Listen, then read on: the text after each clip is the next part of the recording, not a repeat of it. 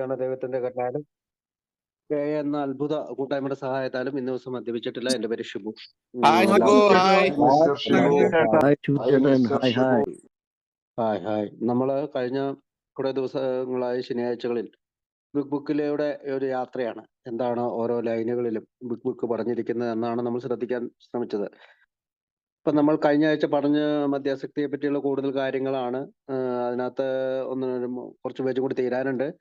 അതിനകത്ത് നമ്മൾ പറഞ്ഞു നിർത്തിയ ഭാഗം എന്ന് പറഞ്ഞാൽ എ മാൻ ഓഫ് 30, അതായത് 30 വയസ്സുള്ള ഒരാൾ കുടി നിർത്തി. 25 വർഷത്തോളം കുടി നിർത്തിയ അയാൾ 55 വയസ്സായപ്പോൾ വീണ്ടും കുടിച്ചു. ഇതെന്താണ് കാരണമെന്ന് ബിഗ് ബുക്ക് നമുക്ക് പറയാണ്. അതായത് ഒരു മനുഷ്യന് കുടി നിർത്തിയാലും അവൻ ഒബ്സഷൻ ഉണ്ട്, കൂടെയുണ്ട്, അവന് ഇല്യൂഷൻ വരാനുള്ള സാധ്യതയുണ്ട്, അവന് ഇൻസാനിറ്റി വരാനുള്ള സാധ്യതയുണ്ട്, അല്ലെങ്കിൽ ഡെലൂഷൻ വരാനുള്ള സാധ്യതയുണ്ട്. അതായത് മനസ്സിൽ നിന്ന് ഒരു വിട്ടുപോകാത്ത രീതിയിൽ എപ്പോഴും മദ്യത്തെക്കുറിച്ചുള്ള വിചാരം ഉണ്ടാവും, അല്ലെങ്കിൽ മദ്യത്തെക്കുറിച്ചുള്ള ഒരു അമിതമായ ഇഷ്ടം എപ്പോഴും ഉണ്ടാവും. ഇത് സ്വാഭാവികമാണ്. എന്ത് ചെയ്തില്ലെങ്കിൽ, സ്പിരിച്വാലിറ്റി എന്ന് പറയുന്ന ഒരു ആത്മീയ മാർഗം നമ്മൾ കണ്ടെത്തിയില്ലെങ്കിൽ. ഡെലൂഷൻ എന്ന് പറയുന്നത് ഒരു ഭ്രമാണ്, അല്ലെങ്കിൽ ഒരു അബദ്ധ വിശ്വാസമാണ്. ഞാൻ കുടിച്ചാൽ കുഴപ്പമില്ല, ഇനി എനിക്ക് കുടിക്കാൻ സാധിക്കും. അപ്പൊ ഈ ഒബ്സഷൻ ആയാലും ഇലൂഷൻ ആയാലും ഇൻസാനിറ്റി ആയാലും ഡെലൂഷൻ ആയാലും ബിലീവ് ഇൻ ലൈ, ഒരു നുണയെ നമ്മൾ വിശ്വസിക്കുകയാണ്, ഒരു സത്യമല്ലാത്ത ഒരു കാര്യത്തെ വിശ്വസിക്കുകയാണ്. അപ്പോൾ ഈ കാര്യങ്ങളാണ് നമ്മൾ കഴിഞ്ഞ ആഴ്ച പറഞ്ഞത്. അപ്പൊ മാൻ ഓഫ് 30 എന്ന് പറഞ്ഞത് നമുക്കറിയാം, നമ്മുടെ റിച്ചാർഡ് പിബോഡി എന്ന് പറയുന്ന ആൽക്കഹോളിക്സ് അനോണിമസിന്റെ കാലത്ത് തന്നെ, അതായത് ബിൽവെൽസനും ലൂയിസും ഒക്കെ ഓക്സ്ഫോർഡ് ഗ്രൂപ്പിൽ പോയിക്കൊണ്ടിരിക്കുന്ന അതേ കാലഘട്ടത്തിൽ തന്നെ റിക്കവറി ആയ ഒരാളാണ് റിച്ചാർഡ് പിബോഡി. അദ്ദേഹം ന്യൂയോർക്കിൽ തന്നെയാണ് അദ്ദേഹത്തിന്റെ ജന്മസ്ഥലം. അദ്ദേഹം പ്രവർത്തിച്ചിരുന്നത് അവിടെ തന്നെയാണ്. അപ്പൊ അത് 24 ഗ്രേസി പാർക്ക് എന്ന് പറയുന്നതാണ് സ്ഥലത്ത്, അതായത് ബിൽവിൽസന്റെ വീടിന് അടുത്ത് തന്നെയാണ്. അപ്പൊ ഇത് വളരെ പ്രധാനപ്പെട്ട ഒരു കാര്യമാണ്. കാരണം ബിൽവിൽസൺ റിച്ചാർഡ് പിബോഡിയുടെ പല കാര്യങ്ങളും ശ്രദ്ധിച്ചിരുന്നു എന്നുള്ളതാണ്. അത് റിച്ചാർഡ് പിബോഡി ഒരു മതപരമായ ആശയങ്ങളിലൂന്നിയാണ് ഈ ആൽക്കഹോളിക്കുകൾക്ക്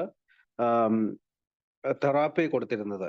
ഒരു വിദഗ്ധനായിരുന്നില്ല, അതായത് ഒരു സർട്ടിഫിക്കറ്റ് ഹോൾഡറോ ഒന്നും ആയിരുന്നില്ലെങ്കിൽ തന്നെയും തനിക്ക് ലഭിച്ച റിക്കവറി മറ്റൊരാൾക്ക് കൊടുക്കണമെന്നുള്ള ഒരു ആശയക്കാരനായിരുന്നു. 1936 അദ്ദേഹം മരണപ്പെടുന്നത്. അതിനു മുമ്പ് അദ്ദേഹം എഴുതിയ പുസ്തകമാണ് the common sense of drinking. Common sense എന്ന് പറഞ്ഞാൽ സാമാന്യ ബുദ്ധി, അതായത് കുടിയെക്കുറിച്ചുള്ള ഒരു സാമാന്യ ബുദ്ധി, അതാണ് ആ പുസ്തകത്തിന്റെ പേര്. 1930-ലും 1931-ലും ഒക്കെ ഈ മെഡിക്കൽ ജേർണലിലൊക്കെ ഇദ്ദേഹത്തിന്റെ ആർട്ടിക്കിളുകളൊക്കെ പ്രസിദ്ധീകരിച്ചിട്ടുണ്ട്.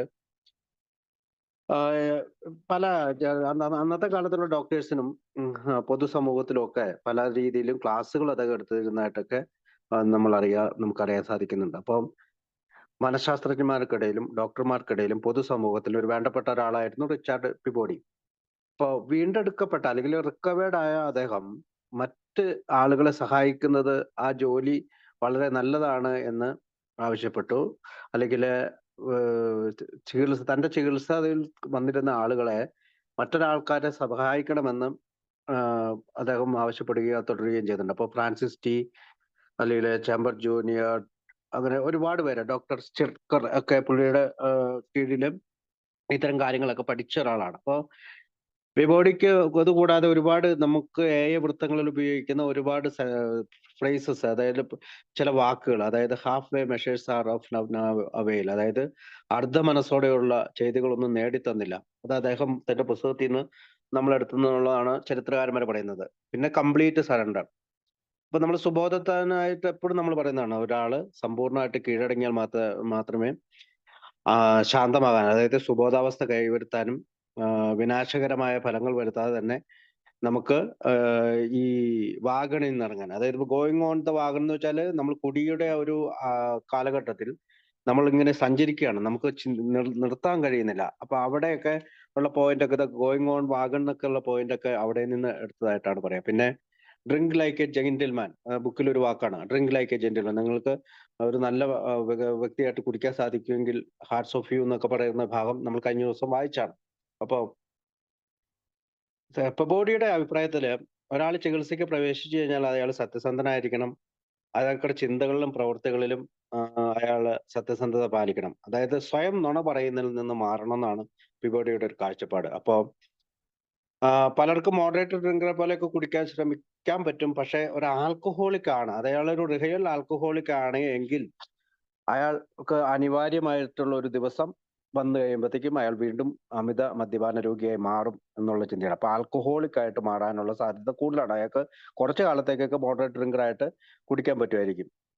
അപ്പോ നമ്മൾ പറഞ്ഞു വന്നത് എന്ന് വെച്ചാൽ പേജ് നമ്പർ 32, 33 വരെയുള്ള മാൻ ഓഫ് 30 അല്ലെങ്കിൽ 30 വയസ്സുള്ള ആളെ കുറിച്ച് പറയുന്ന ബോഡി പറയുന്നത് നമ്മളെ മനസ്സിലാക്കി തരാനാണ്. അതായത് എത്ര വർഷക്കാലം കുടിക്കാതിരുന്നാലും 25 വർഷക്കാലം കുടിക്കാതിരുന്നിട്ടാണ് കുടിച്ചത്. അപ്പൊ എത്ര വർഷക്കാലം കുടിക്കാതിരുന്നാലും ഫസ്റ്റ് ഡ്രിങ്ക് എന്ന് പറയുന്ന ആദ്യത്തെ കുടിയിൽ നിന്ന് മാറി നിൽക്കാൻ നമ്മൾ സ്പിരിച്വലി നമ്മൾ പ്രിപ്പയർഡ് അല്ലെങ്കിൽ സാധ്യതയുണ്ട് എന്നുള്ളൊരു കാര്യമാണ് അവിടെ പറയുന്നത്. അതിനുശേഷം അടുത്ത ഒരു ഉദാഹരണത്തില് ജിം ദ കാർ സെയിൽസ്മാൻ, അതായത് ജിമ്മിനെ കുറിച്ചാണ്. ജൂൺ 6, 1938 റാൽഫ് ഫർലോങ് എന്ന് പറയുന്ന ബിൽ വിൽസൺ തന്നെ കണ്ടുമുട്ടിയ ഒരു സോബർ ആൽക്കഹോളിക് ആണ്. അദ്ദേഹത്തിന്റെ സോബറേറ്റി പീരീഡ് ആണ് ഞാൻ പറഞ്ഞത്. ജൂൺ 6, 1938. അത് കൂടാതെ അദ്ദേഹത്തിന്റെ കഥ നമ്മുടെ ബുക്കിലുണ്ട്. അനദർ പ്രൊഡിഗൽ സൺ എന്നാണ് അത് ആ കഥയുടെ പേര്. ഇത് വ്യക്തമായി ഒരു ഡിസ്ക്രിപ്ഷനാണ്. അതൊരു ആൽക്കഹോളിക്കിനെ കുറിച്ചുള്ള പൂർണ്ണമായിട്ടുള്ള വിവരണമാണ് ജിമ്മിന്റെ കഥയിലൂടെ നമ്മളോട് അദ്ദേഹം പറയാൻ ശ്രമിക്കുന്നത്. പ്രത്യേകിച്ച് നമ്മളൊരു ചോദ്യം ചോദിക്കുന്നുണ്ട് ബുക്കിന്റെ ഒരു കുറച്ച് 2-3 പേജുകൾ മുമ്പ്. മദ്യാസക്തിയെ പറ്റിയുള്ള കൂടുതൽ കാര്യങ്ങളിൽ എന്തുകൊണ്ടാണ് അവർ ഇതിങ്ങനെ ചെയ്യുന്നത്, വൈ ഡസ് ഹി, അതായത് ഒരു കൂസലുമില്ലാതെ എന്തുകൊണ്ടാണ് അവൻ ബാറിലേക്ക് ഓടിക്കയറുന്നതെന്നൊക്കെ പറയുന്നതിനുള്ളൊരു ഉദാഹരണമാണ് ഈ ജിമ്മിന്റെ ഉദാഹരണം. അപ്പം ഈ ജിമ്മ് മെമ്പേഴ്സിനോട് ഒരു കഥ പറയുന്നതായിട്ടാണ് പറഞ്ഞത്. അതിനകത്ത് 34-ാമത്തെ പേജിന്റെ അവസാനത്തെ പാരഗ്രാഫില് ഞങ്ങൾ എങ്ങനെ ഉത്തരം കണ്ടെത്തി എന്ന് അയാളോട് വിവരിച്ചു എന്ന് പറയുന്നുണ്ട്. ഇപ്പൊ സ്റ്റെപ്പ് 1, സ്റ്റെപ്പ് 2 ചെയ്തു. അയാൾ ഞങ്ങളുടെ പരിപാടിയിൽ തുടക്കം കുറിച്ചു എന്ന് പറഞ്ഞാല് സ്റ്റെപ്പ് 1, സ്റ്റെപ്പ് 2, സ്റ്റെപ്പ് 3 ആ 3 സ്റ്റെപ്പ് വരെ കഴിഞ്ഞതിന് ശേഷം പറയുന്നത് അയാളുടെ കുടുംബം ഒന്നിച്ചുകൂടി കുടുംബം തിരിച്ചു വന്നു. അയാളുടെ സെയിൽസ് ഒക്കെ വർദ്ധിച്ചു. ജോലി തുടങ്ങാൻ തുടങ്ങി. കുറച്ചു കാലത്തേക്ക് സംഗതികളൊക്കെ ഓക്കെ ആയി. നമ്മുടെ സോബറായി കഴിയുമ്പോൾ കുറച്ചു കാലത്തേക്ക് ഇതൊക്കെ ഓക്കെ ആവും. പക്ഷെ ആത്മീയ ചിന്താഗതികൾ വിശാലമാക്കാൻ ഒരുമ്പെട്ടില്ല. നമ്മൾ പലപ്പോഴും ബില്ലിന്റെ കഥയിലും ഡോക്ടർ സിൽക്വർത്തും അതുകൂടാതെ ഒരു പരിഹാരമുണ്ട് എന്ന് പറയുന്ന പല ഭാഗങ്ങളിൽ പറയുന്നുണ്ട്. നമ്മുടെ ആത്മീയമായിട്ടുള്ള ജീവിതം വികസിപ്പിക്കണം, എങ്കിൽ മാത്രമേ നമുക്ക് കൂടി നിർത്താൻ സാധിക്കുകയുള്ളൂ എന്ന് പറഞ്ഞുകൊണ്ടാണ് നമ്മൾ ഇന്ന് തുടങ്ങുക. അപ്പൊ 35-ാമത്തെ പേജിന്റെ ആദ്യത്തെ പാരഗ്രാഫ് മുതൽ നമുക്ക് ഇന്ന് തുടങ്ങാം. റോമിൽ വായിക്കുവോ ആരെങ്കിലും? എന്നിട്ടും അയാൾ വീണ്ടും കുടിച്ചുന്മത്തനായി. അതെങ്ങനെ സംഭവിച്ചുവെന്ന് കൃത്യമായി വിവരിക്കാൻ അയാളോട് ഞങ്ങൾ പറഞ്ഞു. അയാൾ പറഞ്ഞ കഥ ഇതാണ്. ചൊവ്വാഴ്ച രാവിലെ ഞാൻ ജോലിക്ക് വന്നു. എൻ്റെ സ്വന്തമായിരുന്ന ഒരു സ്ഥാപനത്തിലാണ് ഞാൻ ഒരു വിൽപ്പനക്കാരനായതെന്ന് എനിക്ക് പ്രയാസമുളവാക്കി. മുതലാളിയോട് ഗൗരവത്തോടെ അല്ലെങ്കിലും കുറച്ച് സംസാരിക്കേണ്ടി വന്നു. കാറിൻ്റെ വിൽപ്പനക്കായി ഒരാളെ കാണുന്നതിനായി ഗ്രാമത്തിലേക്ക് വണ്ടിയും കൊണ്ടുപോകാൻ ഞാൻ തീരുമാനിച്ചു. വഴിയിൽ വിശപ്പ് അനുഭവപ്പെട്ടത് കാരണം അരികിലിട്ട ശേഷം മദ്യഷാപ്പോട് കൂടിയ ഒരു ഹോട്ടലിൽ കയറി. എനിക്ക് കുടിക്കണമെന്ന ഉദ്ദേശമേ ഇല്ലായിരുന്നു. റൊട്ടി കഴിക്കണമെന്നായിരുന്നു എൻ്റെ ആഗ്രഹം. നേരത്തെ ഇവിടെ വന്ന പല അനുഭവങ്ങളുടെ വെളിച്ചത്തിൽ ചിലപ്പോൾ കാർ വിൽപ്പനയ്ക്ക് പറ്റിയ ആളിനെ ഇവിടെ കണ്ടുകിട്ടിയേക്കുമെന്ന ഒരു തോന്നലുണ്ടായിരുന്നു. കുടിക്കാതിരിക്കുന്ന ചില സമയങ്ങളിൽ ഭക്ഷണം കഴിക്കാൻ ഞാൻ ഇവിടെ വരാറുണ്ടായിരുന്നു. ഒരു മേശക്കരികിലിരുന്ന ശേഷം ഒരു പ്ലേറ്റ് റൊട്ടിക്കും ഒരു ഗ്ലാസ് പാലിനും ഞാൻ ഓർഡർ കൊടുത്തു. അപ്പോഴും കുടിക്കുന്ന വിചാരമേ ഇല്ലായിരുന്നു. വീണ്ടും ഒരു പ്ലേറ്റ് റൊട്ടിക്കും ഒരു ഗ്ലാസ് പാലിനും കൂടി ഞാൻ ഓർഡർ കൊടുത്തു. പാലിനകത്ത് 1 ഔൺസ് വിസ്കി ഒഴിച്ചാൽ വയറ് നിറഞ്ഞിരിക്കുന്ന എനിക്ക് ഒരു കുഴപ്പവും ഉണ്ടാകില്ല എന്ന ചിന്ത എൻ്റെ മനസ്സിൽ പെട്ടെന്ന് പാഞ്ഞു കയറി. ഞാൻ വിസ്കിക്ക് ഓർഡർ കൊടുത്തത് അത് പാലിൽ ഒഴിച്ചു.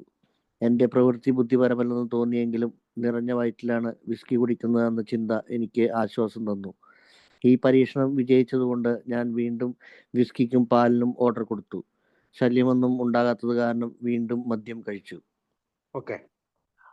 ഇപ്പൊ ജിമ്മ് ആൽക്കോളിക്സ് അനോണമസിലെ, ഇപ്പൊ ആൽക്കോളിക്സ് അനോണമസ് എന്ന് പറയാൻ പറ്റില്ല, പക്ഷെ ഗ്രൂപ്പ് ഓഫ് ഡ്രഗ്സ്, അതായത് ഇവരെ കാണാൻ ചെന്ന ആളുകളോട് അയാൾ ഞങ്ങളോട് പറഞ്ഞു, അയാൾ പറഞ്ഞ കഥ ഇതാണ്. ചൊവ്വാഴ്ച.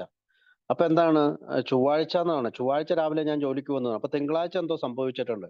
അപ്പൊ നമുക്കറിയാം, ആ, ഈ ജിമ്മിന്റെ ആയിരുന്നു ഈ സ്ഥാപനം. അതല്ലെങ്കിൽ റാൽഫ് ഫർലോങ്ങിന്റെ ആം, ഉടമസ്ഥതയിലുണ്ടായിരുന്ന സ്ഥാപനം കുടി മൂലം നഷ്ടപ്പെടുകയും ആ, പിന്നീട് അദ്ദേഹം ഒരു സെയിൽസ്മാൻ ആയിട്ട് ആ കടയിൽ വീണ്ടും പ്രവേശിക്കേണ്ടി വന്നു. അല്ലെങ്കിൽ ആ മോട്ടോർ ഏജൻസി സ്ഥാപനത്തിൽ വീണ്ടും പ്രവേശിക്കേണ്ടി വന്നു. എന്റെ സ്വന്തമായിരുന്ന ഒരു സ്ഥാപനത്തിൽ ഒരു വിൽപ്പനക്കാരനായിട്ട്, ഒരു സെയിൽസ്മാൻ ആയിട്ട് അദ്ദേഹത്തിന് പ്രവേശിച്ചത് അദ്ദേഹത്തിന് പ്രയാസം ഉളവാക്കി. മുതലാളിയോട് ഗൗരവത്തോടെ അല്ലെങ്കിൽ കുറച്ച് സംസാരിക്കേണ്ടി വന്നു. ഒരു പക്ഷേ ഇയാൾ മൺഡേ ജോലിക്ക് പോയി കാണില്ല എന്നൊക്കെയാണ് ചരിത്രകാരന്മാർ പറയുന്നത്. ട്യൂസ്ഡേ എന്ന് പറയുന്ന ചൊവ്വാഴ്ചയിലാണ് അദ്ദേഹം കഥ തുടങ്ങുന്നതിനർത്ഥം മൺഡേ അദ്ദേഹം ജോലിക്ക് പോയിട്ടുണ്ടാകില്ല. ഒരു പക്ഷേ അദ്ദേഹത്തിന് ആ ജോലി ചെയ്യാനുള്ള പ്രയാസം ഉണ്ടായതുകൊണ്ടായിരിക്കാം. അപ്പം ഈ ചൊവ്വാഴ്ച രാവിലെ ജോലി തുടങ്ങാൻ പോകുന്നതിന് മുമ്പ് അദ്ദേഹത്തിന് ഒരു പക്ഷേ ഇറിറ്റേഷൻ ഉണ്ടായി കാണാം, ഒരു കോപം ഉണ്ടായി കാണാം, ഒരു ശുണ്ഠി പിടിപ്പിക്കുന്ന ഒരു അവസ്ഥ ഉണ്ടായി കഴിഞ്ഞാൽ.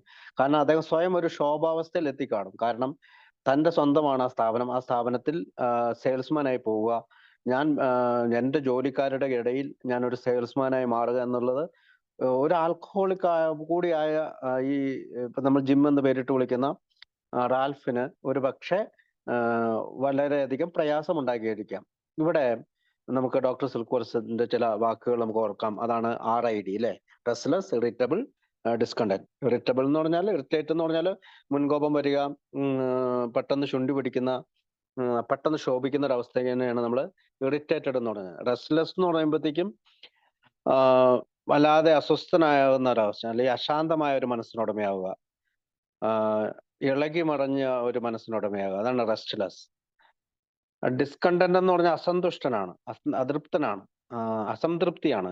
തന്റെ സ്ഥാപനത്തിൽ തന്നെ ജോലി ചെയ്യാൻ പോകുന്നതിനുള്ള ഒരു പ്രയാസമാണ്. അപ്പോൾ ഇവിടെ ഒരു മനുഷ്യന് മെന്റൽ ഒബ്സഷനിലേക്ക്, കുടിയിലേക്ക് നയിക്കുന്നതിനുള്ള ഈ RID ഫാക്ടർ നമ്മൾ ഒരിക്കലും മറക്കാതെ, ഈ RID ഫാക്ടർ നമ്മൾ ഒരിക്കലും മറക്കരുത്. ഒരു ആൽക്കഹോളിക്സ് അനോണിമസിന്റെ മെമ്പർ എന്ന രീതിയിൽ റെസ്റ്റ്ലെസ്, ഇറിറ്റബിൾ, ഡിസ്കണ്ടന്റ് എന്ന് പറയുന്ന ഈ വാക്ക് നമ്മൾ ഒരിക്കലും മറക്കരുത്. കാരണം ഈ 3 കാര്യങ്ങളാണ് പലപ്പോഴും നമ്മളെ മെന്റൽ ഒബ്സഷനിലേക്ക് നമ്മളെ നയിക്കുന്നത്. അപ്പം കാറിന്റെ മുതലാളിയോട് ഗൗരവത്തോടെ അല്ലെങ്കിൽ കുറച്ച് സംസാരിക്കേണ്ടി വന്നു. അപ്പൊ വിൽപ്പനക്കാരൻ എന്നത് എനിക്ക് പ്രയാസം ഉളവാക്കി എന്ന് പറയുന്നത് RID-യിൽ നമുക്ക് കണക്കാക്കാം. കാറിന്റെ വിൽപ്പനയ്ക്ക് ഒരാളെ കാണുന്നതിനെ ഗ്രാമത്തിലേക്ക് വണ്ടിയും കൊണ്ടുപോകാൻ ഞാൻ തീരുമാനിച്ചു. അപ്പം ഇന്നത്തെ കാലത്ത് നമ്മളിപ്പോ ഷോറൂമിലൊക്കെ പോയിട്ട് കാണുന്ന പോലെയല്ല. ഇൻഷുറൻസ് ആണേലും വണ്ടി ആണേലും വാങ്ങുന്ന ആളിന്റെ അടുത്ത് കൊണ്ടുപോയിട്ടാണ് കാണിക്കുകയും സംസാരിക്കുകയും ഒക്കെ ചെയ്യണം വിൽപ്പനയ്ക്ക്. വഴിയിൽ വിശപ്പ് അനുഭവപ്പെട്ടത് കാരണം വണ്ടി അരികിലിട്ട ശേഷം, റോഡരികിലിട്ട ശേഷം മദ്യഷാപ്പോട് കൂടിയ ഒരു ഹോട്ടലിൽ കയറി. അവിടെ നമ്മൾ ശ്രദ്ധിക്കണം, മദ്യഷാപ്പോട് കൂടിയ ഒരു ഹോട്ടലിലാണ് അവൻ കയറിയത്.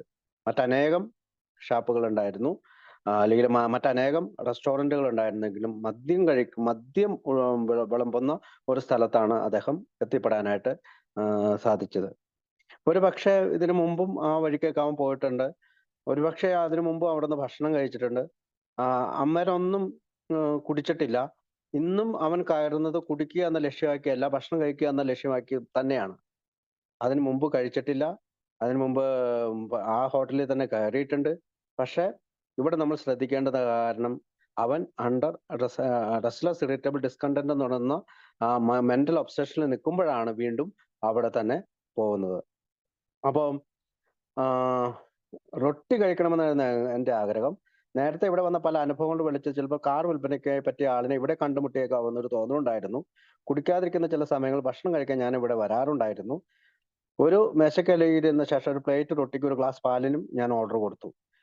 അപ്പം പാലിനും റൊട്ടിക്കും തന്നെയാണ് ഓർഡർ കൊടുക്കുന്നത്. അപ്പോഴും കുടിക്കുന്ന വിചാരമേ ഉണ്ടായിരുന്നില്ല. വീണ്ടും ഒരു പ്ലേറ്റ് റൊട്ടിക്കും ഒരു ഗ്ലാസ് പാലിനും കൂടി ഞാൻ ഓർഡർ കൊടുത്തു. വീണ്ടും വീണ്ടും അദ്ദേഹത്തിന് വിശക്കായിരുന്നു. പാലിനകത്ത് ഒരു ഔൺസ് വിസ്കി ഒഴിച്ച് കഴിച്ചാൽ വയറ് നിറഞ്ഞിരിക്കുന്ന എനിക്കൊരു കുഴപ്പമുണ്ടാകില്ലെന്ന ചിന്ത എൻ്റെ മനസ്സിൽ പെട്ടെന്ന് പാഞ്ഞു കയറി. തിങ്കിങ്. ഒരു ആൽക്കഹോളിക്ക് ചിന്തിക്കുന്നത് ഇപ്പോൾ കുഴപ്പമുണ്ടാകില്ല, ഒരെണ്ണം അടിച്ചാൽ കുഴപ്പമുണ്ടാവില്ല. അതാണ് ഈ ആദ്യത്തെ കുടിയിലേക്ക് നമ്മളെ നയിക്കുന്ന ആദ്യത്തെ ചിന്തയാണിത്. അതായത് നമ്മൾ പറഞ്ഞു, മെന്റൽ ഒബ്സഷൻ എന്താണ്? ഒരു നുണയെ വിശ്വസിക്കാൻ നമ്മൾ തയ്യാറാകുക, അല്ലെങ്കിൽ സത്യമല്ലാത്തൊരു കാര്യത്തെ വിശ്വസിക്കണം. കാരണം പാലിനകത്ത് വിസ്കി ഒഴിച്ച് കഴിച്ചാലും ആൽക്കഹോളിക്കിന് പ്രശ്നമാണെന്ന് അറിയാമെങ്കിൽ കൂടിയും അദ്ദേഹത്തിന് അത് പ്രശ്നമുണ്ടാകില്ലെന്ന ചിന്ത മനസ്സിൽ പാഞ്ഞു കയറി. അപ്പൊ ഞാൻ വിസ്കിക്ക് ഓർഡർ കൊടുത്താൽ അത് പാലിൽ ഒഴിച്ചു. എന്റെ പ്രവൃത്തി ബുദ്ധിപരമല്ലെന്ന് തോന്നിയെങ്കിൽ നിറഞ്ഞ വയറ്റിലാണ് വിസ്കി കുടിക്കുന്ന ചിന്ത എനിക്ക് ആശ്വാസം തന്നു. എന്താണ് അവന് തോന്നിയത്? അതായത് നന്നായി വയറ് നിറഞ്ഞ ഒരു മനുഷ്യന് വീണ്ടും കൂടുതൽ കുടിച്ചാൽ തന്നെ അത് ശരീരത്തിൽ ഏക്കത്തില്ല, അല്ലെങ്കിൽ പൂസാകില്ല, അല്ലെങ്കിൽ ആൽക്കഹോളിസത്തിന്റെ ക്രേവിങ് ഉണ്ടാകില്ല എന്നുള്ളതാണ് ഇവിടെ പറയുന്നത്. അപ്പൊ എന്താണ് ശരിക്കും സംഭവിച്ചത്? ജിമ്മ് ഒരു സ്പിരിച്വൽ ലൈഫ് മുന്നോട്ട് കൊണ്ടുപോയിരുന്നില്ല, അല്ലെങ്കിൽ അവന്റെ ആത്മീയ ജീവിതം ഉയർന്ന രീതിയിലായിരുന്നില്ല, അല്ലെങ്കിൽ അതിന് വലിപ്പം കൊടുത്തിരുന്നില്ല. അവന്റെ സെയിൽസ്മാൻ ആയ കാര്യത്തിൽ അവന് നല്ല ദേഷ്യവും ഉണ്ടായിരുന്നു. അവന്റെ സ്വന്തമായിരുന്ന ഓട്ടോമൊബൈൽ ഏജൻസിയിലെ നഷ്ടം കൊണ്ടാണ് അവന് ഇപ്പോഴത്തെ ബോസിനോട് അവന് ദേഷ്യം ഉണ്ടായത്. കാരണം ഞാൻ അവിടെ ഒരു സെയിൽസ്മാൻ ആയിട്ട് പോകുന്നതുകൊണ്ട്. ഇത് മദ്യാസക്തിനെ സംബന്ധിച്ചിടത്തോളം ഒരു അപകടകരമായ അവസ്ഥയാണ്. ഇവിടെ ജിം എന്താണ് ചെയ്തത്? കച്ചവടത്തിന് പോകുന്ന സമയത്ത് ബാറിൽ നിന്ന് തന്നെ ഉച്ചഭക്ഷണം കഴിക്കാൻ തീരുമാനിച്ചു. ആ ഇൻസാനിറ്റി നമുക്ക് കാണാൻ പറ്റും, അല്ലേ? ഒരു ഒരു ബുദ്ധിപരമല്ലാത്ത, അല്ലെങ്കിൽ ഒരിക്കലും ആൽക്കഹോളിക്കിന് അനുയോജ്യമല്ലാത്ത ഒരു ചിന്തയാണത്. അപ്പൊ നമ്മുടെ കുടി നിർത്തിയാലും മദ്യം കഴിക്കുന്നില്ലെങ്കിലും നമ്മുടെ വികാരങ്ങളെ നമ്മൾ നിയന്ത്രിച്ചില്ലെങ്കിൽ, അല്ലെങ്കിൽ വികാരങ്ങൾ നമ്മളെ വല്ലാതെ വികാരത്തള്ളലിൽ യഥാർത്ഥത്തിലുള്ള ബോധ്യം എന്താണ് സംഭവിക്കുന്നതെന്ന് നമുക്ക് യാഥാർത്ഥ്യത്തിലുള്ള കാര്യങ്ങളെ സത്യം തിരിച്ചറിയാതെ പോകും. ആരോഗ്യമുള്ള മനസ്സില്ലെങ്കിൽ സത്യം തിരിച്ചറിയാതെ പോകും. തെറ്റിനെ നമ്മൾ അല്ലെങ്കിൽ ഒരു നുണയെ നമ്മൾ വിശ്വസിക്കേണ്ടി വരും. അതാണ് ഡോക്ടർ സിൽക്വർത്ത് പറയുന്നത്. തെറ്റിൽ നിന്നും ശരി തിരിച്ചറിയാൻ പറ്റാത്തൊരവസ്ഥയിലേക്ക് ആൽക്കഹോളിക് എത്തിത്തീരുന്നു. ഡോക്ടർ സിൽക്വർത്ത് പറയുന്നുണ്ട്, differentiate the true from the false. തെറ്റിൽ നിന്നും ശരി തിരിച്ചറിയാൻ പറ്റാത്തൊരവസ്ഥയിലേക്ക് ആൽക്കഹോളിക് എത്തുന്നു. അപ്പൊ പെട്ടെന്ന് തന്നെ അദ്ദേഹം എന്നാ ചെയ്തു? വിസ്കി പാലിലൊഴിച്ച് കഴിക്കുന്നത് അവനൊരിക്കലും കുഴപ്പമില്ലെന്ന് അവൻ വിചാരിച്ചു. കാരണം അത് ഒരു മുഴുവൻ, അതായത് ഫുള്ളായിട്ടുള്ള സ്റ്റൊമക്കില് ഭക്ഷണം കഴിച്ച് വയറ് നിറയും. കാരണം 2 റൊട്ടി 2 മിൽക്ക് ഇത് കഴിച്ച് ഫുള്ളായ ഇതിലേക്ക് വീണ്ടും വിസ്കി ഒഴിച്ചാല് അദ്ദേഹത്തിന് കുഴപ്പമില്ല എന്ന് തോന്നി. അതാണ് he believers in a lie. നമ്മൾ ആദ്യം പറഞ്ഞല്ലേ, മെന്റൽ ഒബ്സഷൻ പറഞ്ഞപ്പോ നമ്മൾ പറഞ്ഞത് എന്താണ്? നമുക്ക് ഒരു അബദ്ധ വിശ്വാസം, അല്ലെങ്കിൽ ഒരു മായ വിശ്വാസത്തെ, ഒരിക്കലും ശരിയല്ലാത്ത ഒരു കാര്യത്തെ നമ്മൾ സത്യമാണെന്ന് നമ്മൾ വിശ്വസിക്കണം. അപ്പൊ അങ്ങനെ അദ്ദേഹം അപ്പൊ ഈ ഇൻസാനിറ്റി ആയിട്ടുള്ള ചിന്തകൾ, അപ്പൊ നമ്മുടെ ചിന്തയാണ് കുഴപ്പം. എനിക്ക് കുഴപ്പമുണ്ടാകില്ല എന്നുള്ള ചിന്ത. അപ്പൊ അടുത്തത് വായിക്കാം. അങ്ങനെ രക്ഷാകേന്ദ്രത്തിലേക്കുള്ള യാത്ര ജിം വീണ്ടും തുടങ്ങി. മദ്യപിച്ചതിനെ തുടർന്നുണ്ടാകുന്ന ശാരീരികവും മാനസികവുമായ യാതനകൾക്കുപരിയായി ശിക്ഷ ലഭിക്കുമെന്ന ഭീഷണിയും, കുടുംബവും സ്വന്തം പദവിയും നഷ്ടപ്പെടുമെന്ന സ്ഥിതിയും ഉണ്ടായി. മദ്യം കൊണ്ട് അയാൾ അനുഭവിക്കേണ്ടി വരുന്ന കടുത്ത മാനസിക യാതനകളും ശാരീരിക പ്രയാസങ്ങളും വിട്ടുകളയാം. മദ്യപൻ എന്ന നിലയിൽ അയാളെക്കുറിച്ച് അയാൾക്ക് വ്യക്തമായ അറിവുണ്ടായിരുന്നു. പക്ഷേ എന്നിട്ടും പാലിൽ കലർത്തിയാണെങ്കിൽ തനിക്ക് വിസ്കി കുടിക്കാം എന്ന വിഡ്ഢിത്തം കലർന്ന വിചാരം മദ്യപിക്കാതിരിക്കുന്നതിന് വേണ്ടി അയാളുടെ മനസ്സിൽ നടന്ന എല്ലാ വടംവലികളെയും തള്ളി നീക്കി. ഇതിൻ്റെ സംക്ഷിപ്തമായ നിർവചനം എന്തായാലും ഞങ്ങൾ ഇതിനെ ശരിക്കും ഭ്രാന്തെന്നേ പറയൂ. ബുദ്ധിയില്ലായ്മയെയും നേരായ മാർഗത്തിൽ ചിന്തിക്കാനുള്ള കഴിവില്ലാത്ത അസന്തുലിതാവസ്ഥയെയും മറ്റെന്താണ് വിളിക്കുക? ഓക്കെ. അപ്പൊ ജിമ്മ് രക്ഷാകേന്ദ്രത്തിലേക്കുള്ള യാത്ര, അതായത് അസൈലം എന്നാണ് ബുക്കിൽ ഉപയോഗിക്കുക. അസൈലം എന്ന് വെച്ചാൽ നമ്മുടെ ഇപ്പോഴത്തെ റീഹാബിലിറ്റേഷൻ സെന്ററോ ചികിത്സാലയമോ അഭയസ്ഥാനങ്ങളോ രക്ഷാകേന്ദ്രങ്ങളോ ഭ്രാന്താലയങ്ങളോ മാനസികാരോഗ്യ കേന്ദ്രങ്ങളൊക്കെ ഈ അസൈലത്തിലേക്ക് ഉൾപ്പെടുത്താൻ പറ്റും. ഈ ഭ്രാന്തി രോഗം ബാധിച്ചവർക്കുള്ള ആശുപത്രിയൊക്കെ അസൈലം എന്നാണ് ആ വാക്കുകൊണ്ട് ഉപയോഗിക്കുക. അപ്പോൾ രക്ഷാകേന്ദ്രത്തിലെ യാത്ര ജിം വീണ്ടും തുടങ്ങി. മദ്യപിച്ചതിനെ തുടർന്ന് ശാരീരികവും മാനസികമായ യാതനകൾക്ക് ഉപരിയായി. അപ്പൊ അവന് പല കാര്യങ്ങളും അറിയാം, അല്ലെ? ശാരീരികവും മാനസികവുമായിട്ടുള്ള ഹർട്ട് ഉണ്ട്. പക്ഷെ ആദ്യത്തെ കുടിയിൽ നിന്ന് അവനൊരു ചെറുത്തുനിൽപ്പ് ഉണ്ടായില്ല. എന്തുകൊണ്ടാണ് അവിടെ ആ ചെറുത്തുനിൽപ്പില്ലാത്തത്? വിത്തൗട്ട് ഹയർ പവർ, അല്ലെ? ഒരു ഉന്നത ശക്തി കയ്യിലില്ലാത്തത് കൊണ്ടാണ്, അദ്ദേഹമായിട്ട് ഒരു റിലേഷൻഷിപ്പ് ഇല്ലാത്തത് കൊണ്ടാണ് ഇവന് ഫസ്റ്റ് ഡ്രിങ്കിൽ നിന്ന് തടയാൻ തടയാൻ സാധിക്കാതെ വന്നത്. തുടർച്ചയായി പ്രോഗ്രാം പ്രവർത്തിക്കുന്ന ഒരാൾക്കാണ് ഈ റിലേഷൻഷിപ്പ് ഉണ്ടാവുക. ഇതുകൊണ്ട് തന്നെയാണ് ആൽക്കഹോളിക്സ് അനോണിമസ് പറയുന്നത് 1 day at a time, ഇന്നത്തെ ഒരു ദിവസത്തേക്കുള്ള പ്രോഗ്രാം, 24 മണിക്കൂർ ഉള്ള പ്രോഗ്രാം. നമ്മൾ ഡേയ്സ് പലപ്പോഴും വർഷങ്ങൾ പലപ്പോഴും ഡേയ്സിലാണ് പറയുന്നത്. 5000 വർഷം എന്നോ 16000 വർഷം എന്നോ. ഇന്നലെ ഞാനൊരു മീറ്റിങ്ങിന് കൊണ്ടപ്പോൾ അദ്ദേഹം 19000 ദിവസം, സോറി വർഷമല്ല, ദിവസങ്ങൾ എണ്ണുന്നത് അങ്ങനെയാണ്. അപ്പൊ 17,000 ദിവസം, ഒരാൾ 17,000 ദിവസമായി എന്ന് പറയുമ്പോൾ അപ്പൊ 45 വർഷമായി കാണും. അപ്പം ഇതായത് നമ്മുടെ പ്രോഗ്രാം അല്ലെങ്കിൽ ആൽക്കഹോളിക്സ് അനോണിമസ് വിഭാവനം ചെയ്യുന്ന പ്രോഗ്രാം ഒരു ദിവസത്തേക്കാണ്. ഇന്നൊരു ദിവസം ഞാൻ പ്രവർത്തിച്ചില്ലെങ്കിൽ, എൻ്റെ പ്രോഗ്രാം പ്രവർത്തിച്ചില്ലെങ്കിൽ, ഞാൻ ഫസ്റ്റ് ഡ്രിങ്കിന് ഒരു റെസിസ്റ്റന്റ് പ്രതിരോധം രേഖപ്പെടുത്താനായിട്ട് എനിക്ക് സാധിക്കുകയില്ല എന്നുള്ളൊരു സത്യമാണ് ജിമ്മിലൂടെ നമ്മൾ മനസ്സിലാക്കുന്നത്. ജിമ്മിന് എല്ലാ ഭീഷണിയെ പറ്റി അറിയാം, ആശങ്കകളെ പറ്റി അറിയാം, അതായത് കുടിച്ചു കഴിഞ്ഞാൽ ഉണ്ടാകുന്ന എല്ലാ അപകടങ്ങളെ പറ്റി അറിയാം. പക്ഷെ അവന് ആ ഡിഫൻസ് ഉണ്ടായില്ല. എന്തൊക്കെയാണ് അവന് അറിയാവുന്ന കാര്യങ്ങൾ? അടുത്ത വാക്കുകളിൽ പാരഗ്രാഫിനകത്ത് പറയാണ്, കുടുംബം നഷ്ടപ്പെടും, തന്റെ ഭാര്യ പിരിഞ്ഞു പോകും, കാരണം അവൾ തിരിച്ചു വന്നു എന്ന് നമ്മൾ അതായത് 34-ാമത്തെ പേജിൽ നമ്മൾ വായിക്കുന്നുണ്ട്. അതായത് ഞങ്ങളുടെ പരിപാടിയിൽ തുടക്കം കുറിച്ചു, അയാളുടെ കുടുംബം ഒന്നിച്ചു കൂടുകയും ഒരു വിൽപ്പനക്കാരൻ എന്ന നിലയിൽ അയാൾ മദ്യപിച്ച് നഷ്ടപ്പെടുത്തി പഴയ സ്ഥാപനത്തിൽ തന്നെ ജോലി ചെയ്യാൻ തുടങ്ങി. അപ്പൊ കുടുംബം തിരിച്ചു വന്നതാണ്. അപ്പൊ ഡൈവോഴ്സ്ഡ് ആയില്ല, പക്ഷെ പിരിഞ്ഞിരിക്കുന്ന അവള് തിരിച്ചു വന്നതാണ്. പക്ഷെ ഇവിടെ എന്താണ് സംഭവിച്ചത്? ശിക്ഷ ലഭിക്കുമെന്നുള്ള ഭീഷണി അവനറിയാം. അതായത് മദ്യപാനം വീണ്ടും അവനെ കുടുംബം നഷ്ടപ്പെടുത്തുമെന്നും തനിക്ക് ഉണ്ടായ ജോലി നഷ്ടപ്പെടുത്തുമെന്നും ധാരാളം സഹനങ്ങളും നാണക്കേടുവിനേക്കാൾ ഉപരിയായി, അതായത് അവന് ഈ മദ്യപിച്ചതിനെ തുടർന്നുണ്ടായ ശാരീരികവും മാനസികവുമായ യാതനകൾക്കുപരിയായി, അത്തരം സഹനങ്ങൾക്കുപരിയായി, നാണക്കേടുകൾക്കുപരിയായി ഈ ശിക്ഷ ലഭിക്കുന്നുവെന്ന ഭീഷണിയും കുടുംബവും സ്വന്തം പദവി നഷ്ടപ്പെടുന്ന സ്ഥിതിയും ഉണ്ടായി. അപ്പൊ ഒരു പക്ഷേ പിരിഞ്ഞു പോയിണ്ടാവും. മദ്യം കൊണ്ട് അയാൾ അനുഭവിക്കേണ്ടി വരുന്ന കടുത്ത മാനസിക യാതന ശാരീരിക പ്രയാസങ്ങളും വിട്ടുകളയാന്നാണ് പറയുന്നത്. അതായത് അയാൾ അനുഭവിക്കുന്ന ആ സഹനവും ഇതൊക്കെ വിട്ടുകളഞ്ഞാൽ പോലും ഈ ശിക്ഷ ലഭിക്കുക എന്നുള്ള ഇതും അവനുണ്ടായി. മദ്യപൻ എന്ന നിലയിൽ അയാളെ കുറിച്ച് അയാൾക്ക് വ്യക്തമായ അറിവുണ്ടായിരുന്നു.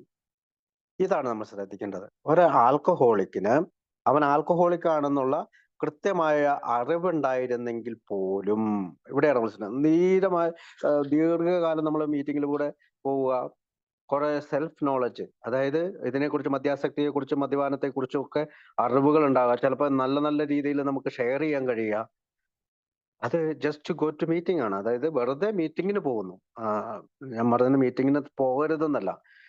സെക്കൻഡ് പാർട്ട് നമ്മൾ സിമെന്റിനെ പറ്റി പറയുന്നുണ്ട്. മീറ്റിംഗ് പ്ലസ് പ്രോഗ്രാം, 12 പടികളുടെ പരിശീലനം പ്ലസ് മീറ്റിംഗ്, ഇത് രണ്ടും കൂടിയാണ് നമുക്ക് വർക്ക് ആവുള്ളൂ. അപ്പം ഈ ചിന്തകള്, അതല്ലെങ്കിൽ ഇതൊന്നും ഈ വിസ്കിയിൽ പാലൊഴിച്ച് അല്ലെങ്കിൽ പാലിൽ വിസ്കി ഒഴിച്ച് കഴിക്കാവുന്നുള്ള ആ ചിന്തയെ മറികടക്കാൻ അവനായില്ല. അല്ലെങ്കിൽ കുടിക്കാതിരിക്കുക എന്നുള്ള ആ ധാരണയെ അവനെ അട്ടിമറിച്ചുകൊണ്ട്, അല്ലെങ്കിൽ ആ ധാരണയെ അട്ടിമറിച്ചുകൊണ്ട് പാലിൽ വിസ്കി ഒഴിച്ച് കുടിക്കുക എന്ന ആശയം അവനിലേക്ക് കടന്നു വന്നു. ഇതിനെയാണ് ഇൻസാനിറ്റി എന്ന് പറയുന്നത്. അതായത് ബിലീവ് ഇൻ ലൈ, ഒരു തെറ്റായ കാര്യത്തെ വിശ്വസിച്ചുകൊണ്ട് അല്ലെങ്കിൽ ഒരു ബുദ്ധിഭ്രമം സംഭവിക്കുക, ഒരു ഉന്മാദം സംഭവിക്കുക, അങ്ങനെയുള്ള പല വാക്കുകൾ നമുക്ക് പറയാം. അപ്പൊ അത് അല്ലെങ്കിൽ അതിനൊരു ഒബ്സഷൻ. ആ ഒബ്സഷന്റെ ഇംഗ്ലീഷ് വാക്ക് അർത്ഥം ഇങ്ങനെയാണ്: idea so strong makes a believe in the lie. അതായത് ഒരാശയം നല്ല ശക്തിപ്പെടുക, ഒരു നുണയെ വിശ്വസിക്കുക എന്നുള്ള ആശയം വളരെയധികം ശക്തിപ്പെടുക, അതിനെയാണ് ഒബ്സഷൻ എന്ന് പറയുന്നത്. ഒരു മിഥ്യാബോധമാണ്, അബദ്ധവിശ്വാസമാണ്, അല്ലെങ്കിൽ നമുക്ക് നേരെ ചിന്തിക്കാനുള്ള കഴിവില്ലാതാകുന്നതാണ് ഈ ഒബ്സഷൻ. ഇത് പലപ്പോഴും ഞാൻ മാത്രം, അല്ലെങ്കിൽ ഈ ഐ പ്രോഗ്രാം ആകുമ്പോഴാണ് ഇത് പലപ്പോഴും സംഭവിക്കുക. നമുക്ക് സ്ലിപ്പും റിലാപ്സും ഒക്കെ പറയുമ്പോൾ പലപ്പോഴും സ്പീക്കർമാർ ഉപയോഗിക്കുന്ന ഒരു കഥയാണിത്. കാരണം ഐ പ്രോഗ്രാം, ഷിബു പ്രോഗ്രാം അങ്ങനെയല്ല വർക്ക് ചെയ്യേണ്ടത്. ആൽക്കഹോളിക്സ് അനോണിമസിന്റെ പ്രോഗ്രാമാണ് ഷിബുവിൽ വർക്ക് ചെയ്യേണ്ടത്. അല്ലെങ്കിൽ ഞാൻ വീണ്ടും കുടിക്കും. അപ്പോ മീ എന്നുള്ളതിനോടൊന്ന് വിയിലേക്ക് മാറണം. അതുകൊണ്ട് എന്തുകൊണ്ട് അവൻ കുടിച്ചു എന്ന് ചോദിച്ചാല് അതിനുള്ള ചോദ്യം, ത്തിന്റെ ഉത്തരം, അവന് സ്പിരിച്വൽ ലൈഫ് എക്സ്പാൻഡ് ചെയ്തില്ല, ദൈവം അല്ലെങ്കിൽ ഹയർ പവർ എന്നുള്ള ഒരു ആശയം അവനിൽ ഉണ്ടായില്ല. അങ്ങനെയുള്ള പിന്നെ കുടിച്ചു കഴിഞ്ഞപ്പോഴത്തേക്കും നമുക്കറിയാം, ഫിസിക്കൽ അലർജി നമുക്ക് വന്നു കഴിഞ്ഞാൽ വീണ്ടും വീണ്ടും വീണ്ടും കുടിക്കും. അതിനെ ക്രേവിങ് എന്നാണ് പറയുന്നത്. അപ്പം ഇത് പേജ് നമ്പർ 43 വരെ, അതായത് ഇപ്പൊ നമ്മൾ 35-ാമത്തെ പേജിലാണ് നിൽക്കുന്നത്. 43 പേജ് വരെ, ഡോക്ടർ ഒപ്പീനിയൻ വരെ ഈ പറയുന്ന ഫസ്റ്റ് ഡ്രിങ്കിന് നിന്ന് നമ്മൾക്ക് എതിർക്കാനായിട്ട് നമുക്ക് ശക്തിയില്ല എന്നൊരു കാര്യത്തെയാണ് ബിൽ ഡബ്ല്യു വിവരിക്കാനായിട്ട് ശ്രമിക്കുക. പിന്നീടുള്ള പേജുകൾ 44 മുതൽ 88 വരെ പേജിൽ നമ്മുടെ പ്ലാൻ ഓഫ് ആക്ഷൻ, അതായത് 12 പടികളെ കുറിച്ചാണ്, അല്ലെങ്കിൽ പവർ എങ്ങനെ നമുക്ക് ലഭിക്കും എന്നുള്ളതിനെ കുറിച്ചാണ് പറയുക. അപ്പോൾ നമ്മളിവിടെ പ്രോബ്ലം മാത്രമല്ല പറയാ, പ്രോബ്ലം പറഞ്ഞതിന് ശേഷം ആൽക്കഹോളിക് ആയിട്ടുള്ള എന്നെ പോലുള്ള ആളുകളോടും നമ്മളെ പോലുള്ള ആളുകളോടും ഒക്കെ പറഞ്ഞതിന് ശേഷം പ്ലാൻ ഓഫ് ആക്ഷൻ കൂടി അടുത്ത പേജുകളിൽ പറയുന്നുണ്ട്.